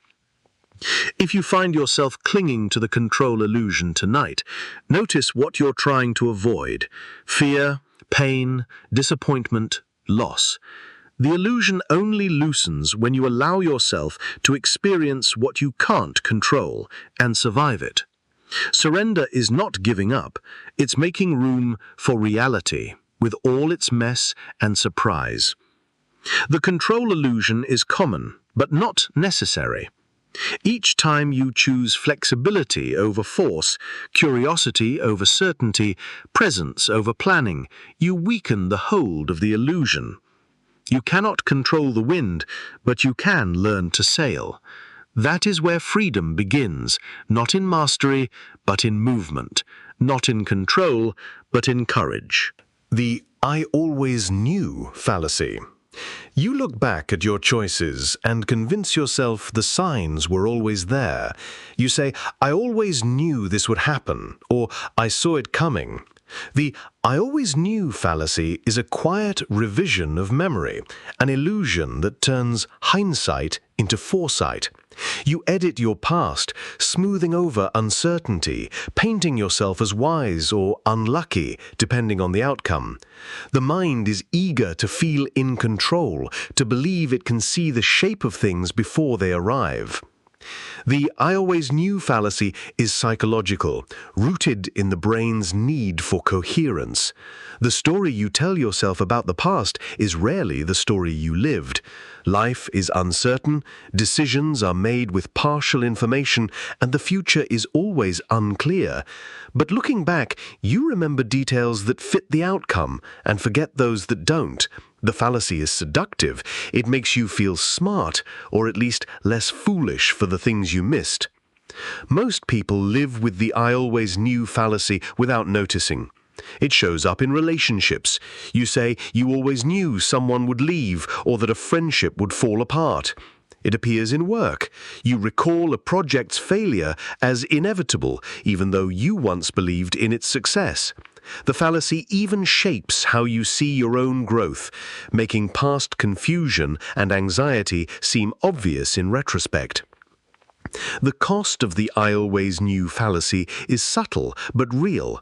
It robs you of compassion for your former self, the one who did not know, who struggled, who hoped. You judge yourself for not acting sooner, for missing what now seems obvious. The fallacy makes it harder to forgive mistakes, both your own and others. You hold yourself to the impossible standard of always knowing, always predicting, always being prepared. The fallacy is reinforced by a culture that values certainty, prediction, and wisdom after the fact. Stories are told with perfect clarity and hindsight.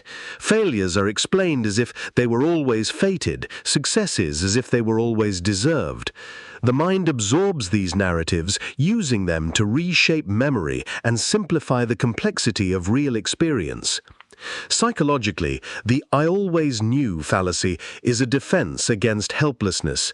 If you can believe you saw it coming, you can believe you have some control over a chaotic world. The mind turns memory into prophecy, protecting you from the discomfort of uncertainty. But the protection is false, and the cost is a loss of honesty. To challenge the "I always knew" fallacy, you must admit to the limits of your foresight. Accept that you did not always know, that confusion and doubt are part of every decision. Practice humility in memory. Allow yourself to remember not just the outcome, but the fog that came before it. Forgive yourself for not knowing, for hoping, for trying. If you catch yourself in the "I always knew" fallacy tonight, notice the temptation to rewrite history. Ask what you truly believed at the time, what you feared, what you missed. The fallacy only loosens when you accept your own uncertainty, your own humanity, your own fallibility. The "I always knew" fallacy is common, but it is not truth.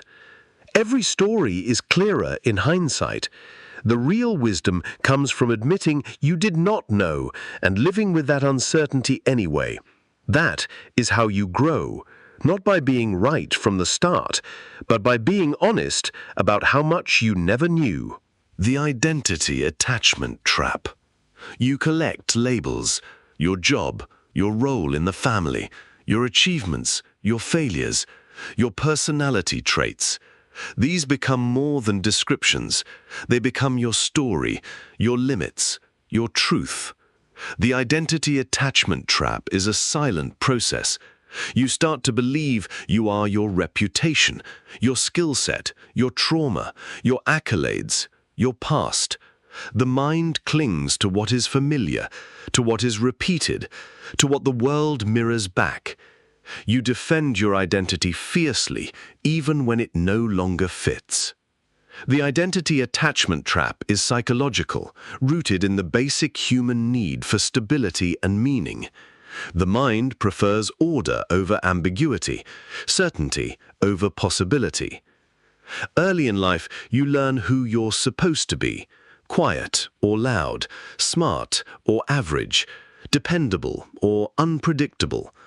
These labels are reinforced by parents, teachers, friends, and even strangers.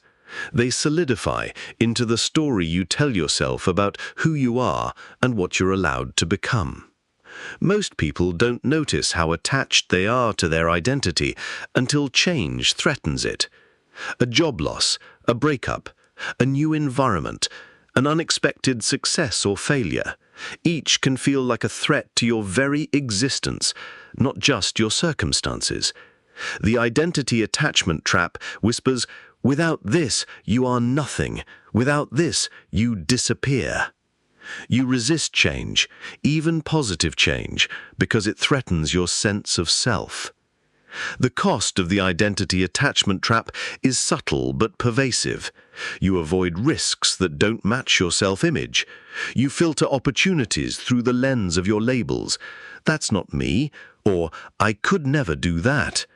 You become suspicious of experiences that challenge your narrative. Growth feels dangerous, as if every step forward means losing a piece of yourself. You may even sabotage your own progress, pulling back just as things get unfamiliar. Psychologically, the trap also manifests as rigidity in relationships and beliefs. You hold tight to your side of every argument, defend your preferences, cling to old wounds. The mind resists contradiction. If you are the responsible one, you cannot admit weakness. If you are the creative one, you cannot fail at art. Each label becomes a rule, and every rule becomes a prison. The identity attachment trap is reinforced by culture. You're told to find yourself, to be authentic, to know your brand. But these instructions ignore the fluidity of the self. Identity is not a fixed destination. It is an ongoing process, shaped by experience and choice. When you attach too tightly to who you think you are, you miss out on who you could become. To loosen the grip of the identity attachment trap, you must practice seeing yourself as a work in progress. Notice the stories you tell. Are they invitations to grow or instructions to stay the same? Allow yourself to be inconsistent, to change your mind, to try on new roles and discard old ones. The mind will protest, insisting on clarity, but the richest life is found in contradiction. If you find yourself caught in the identity attachment trap tonight, notice what feels threatened by change. Ask what you might try if you didn't have to defend your identity. The trap only loosens when you risk being new, even if it means being awkward, lost, or unrecognized for a while. The identity attachment trap is not a flaw, but a habit, a form of self-protection that once served you, but now keeps you small. Each time you act outside your usual story, you expand what's possible. You are not your labels. You are the space between them, the unfinished, unfolding, unpredictable person beneath the surface. Freedom comes from loosening your grip and letting yourself evolve. The safe distance dilemma. You keep yourself one step removed from people, from opportunities, from your own feelings. The safe distance dilemma is not about isolation, but about holding back just enough to avoid risk. You stay present, but not vulnerable. You offer help, but rarely ask for it. You reveal only as much of yourself as you can afford to lose. The mind calls this caution, wisdom, protection. But beneath the logic is fear. Fear of disappointment, rejection, pain, or loss. The safe distance dilemma is psychological, built on past experiences of hurt or betrayal. Somewhere along the line, you learned that closeness is costly, that exposure can be dangerous, that loving deeply means risking deep pain. So you cultivate distance, not enough to be alone, but enough to feel safe.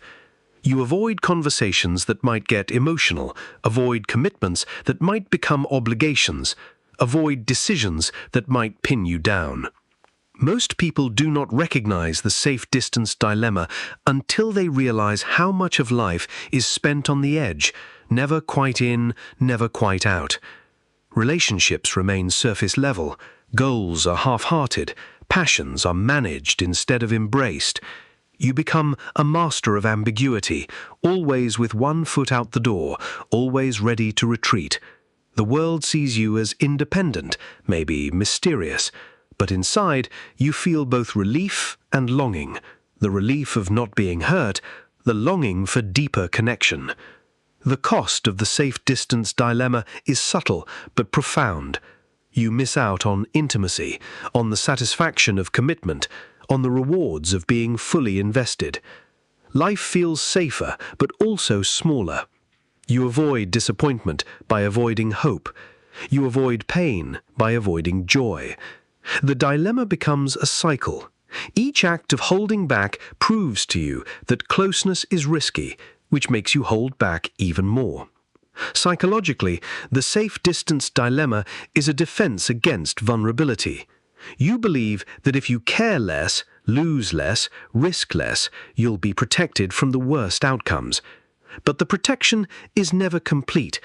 Disappointment still finds you, loneliness still arrives, the ache for meaning never quite goes away.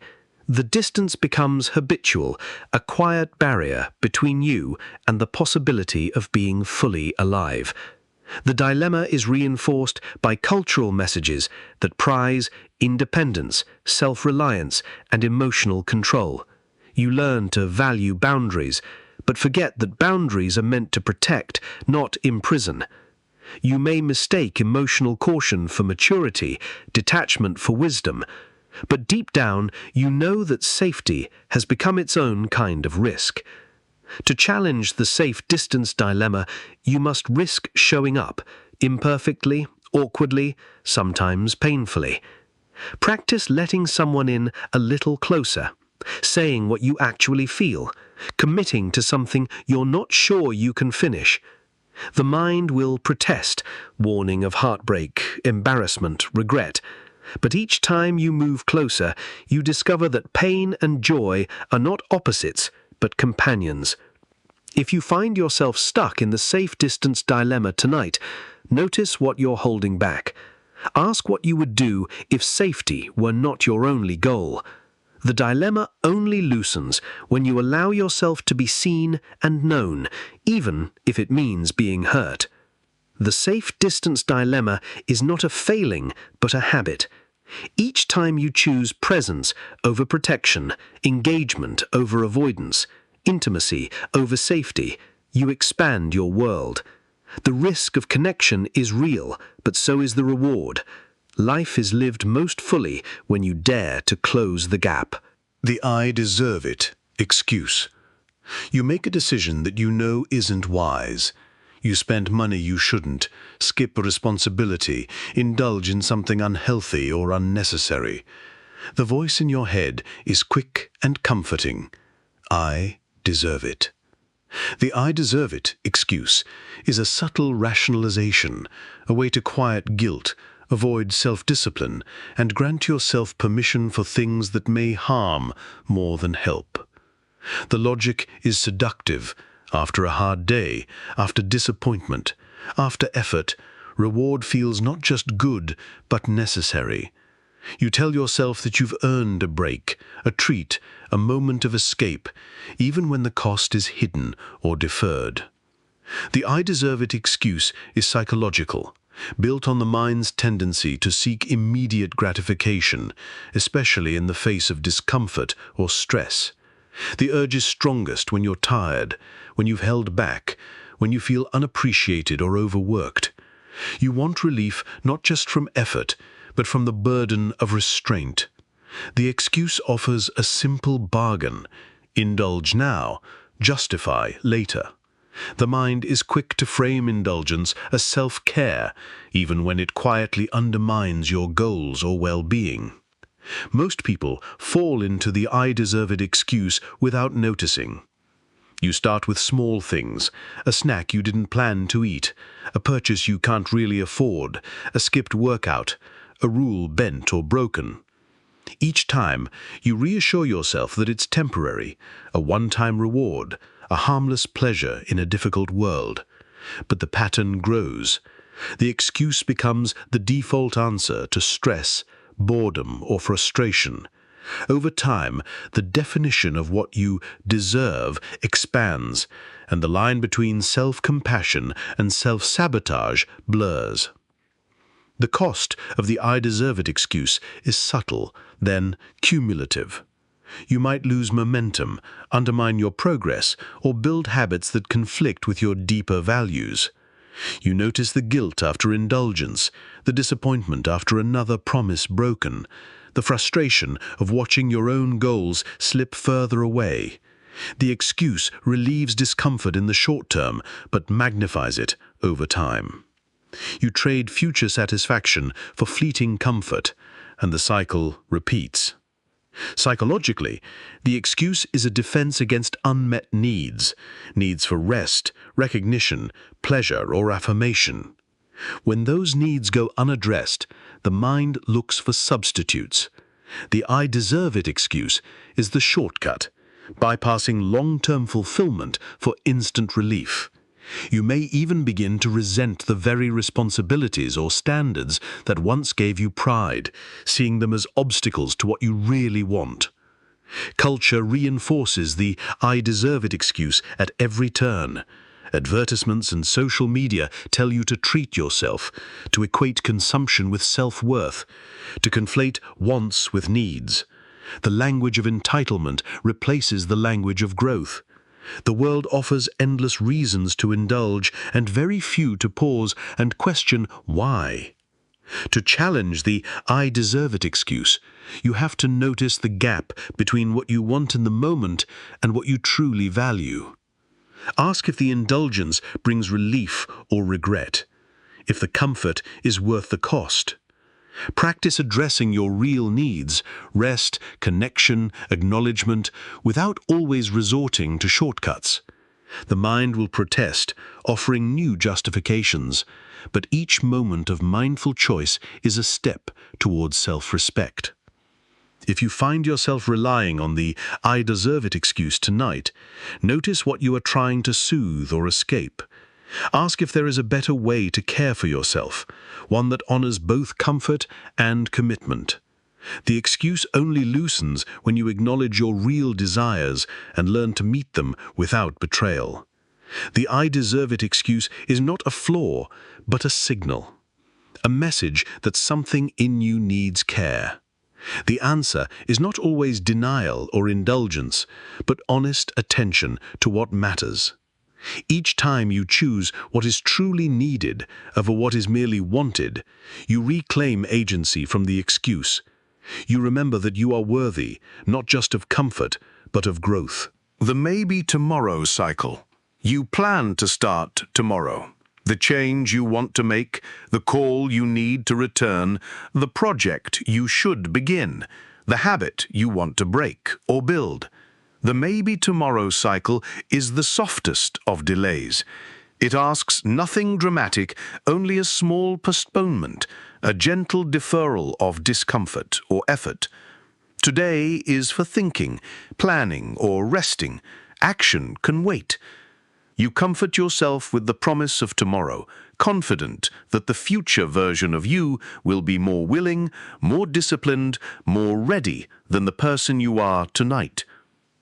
The maybe tomorrow cycle is psychological, rooted in the mind's struggle with inertia, fear, and self-doubt. Procrastination isn't always about laziness. Often it's about overwhelm or uncertainty. The task feels too large, the outcome too unclear, the risk of failure too real.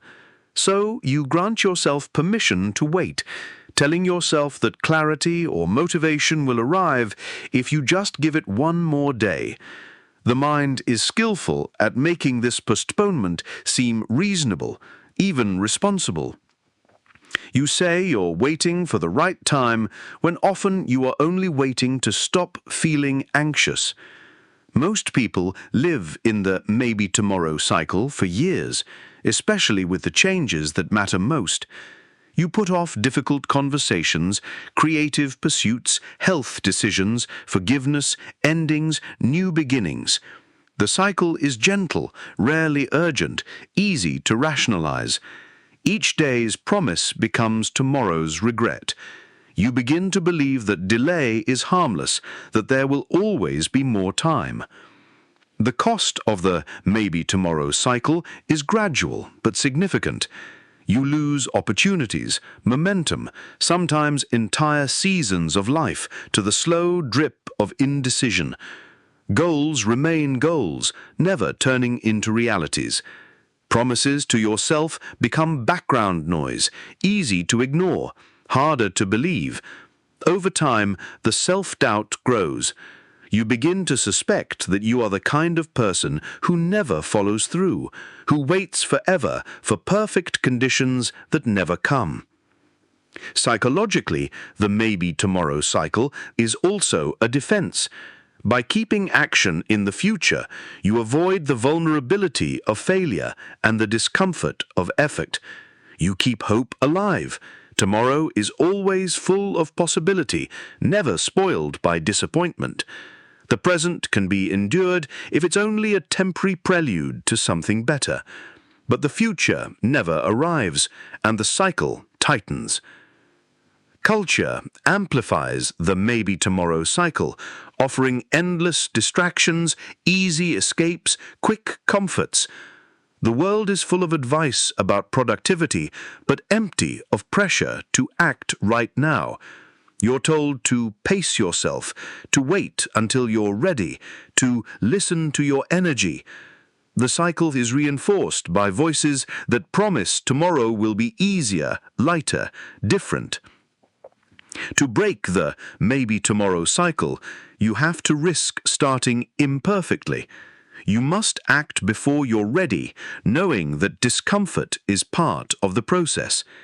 Progress is built on small, awkward, sometimes uncertain steps, not on sudden clarity or perfect motivation. The mind will resist, warning of failure or embarrassment, but the only way out is through. If you find yourself stuck in the maybe tomorrow cycle tonight, notice the urge to wait. Ask what would happen if you began now, even with doubts, even if only for a minute. The cycle only loosens when you make action your answer to anxiety, when you let go of the fantasy that tomorrow will be different without effort today. The maybe tomorrow cycle is not a flaw, but a pattern. Each time you choose to begin, even badly, you disrupt the loop. Tomorrow loses its hold when you reclaim the present. Change is always possible, but only now, never later. That is how the cycle ends, one small, imperfect beginning at a time.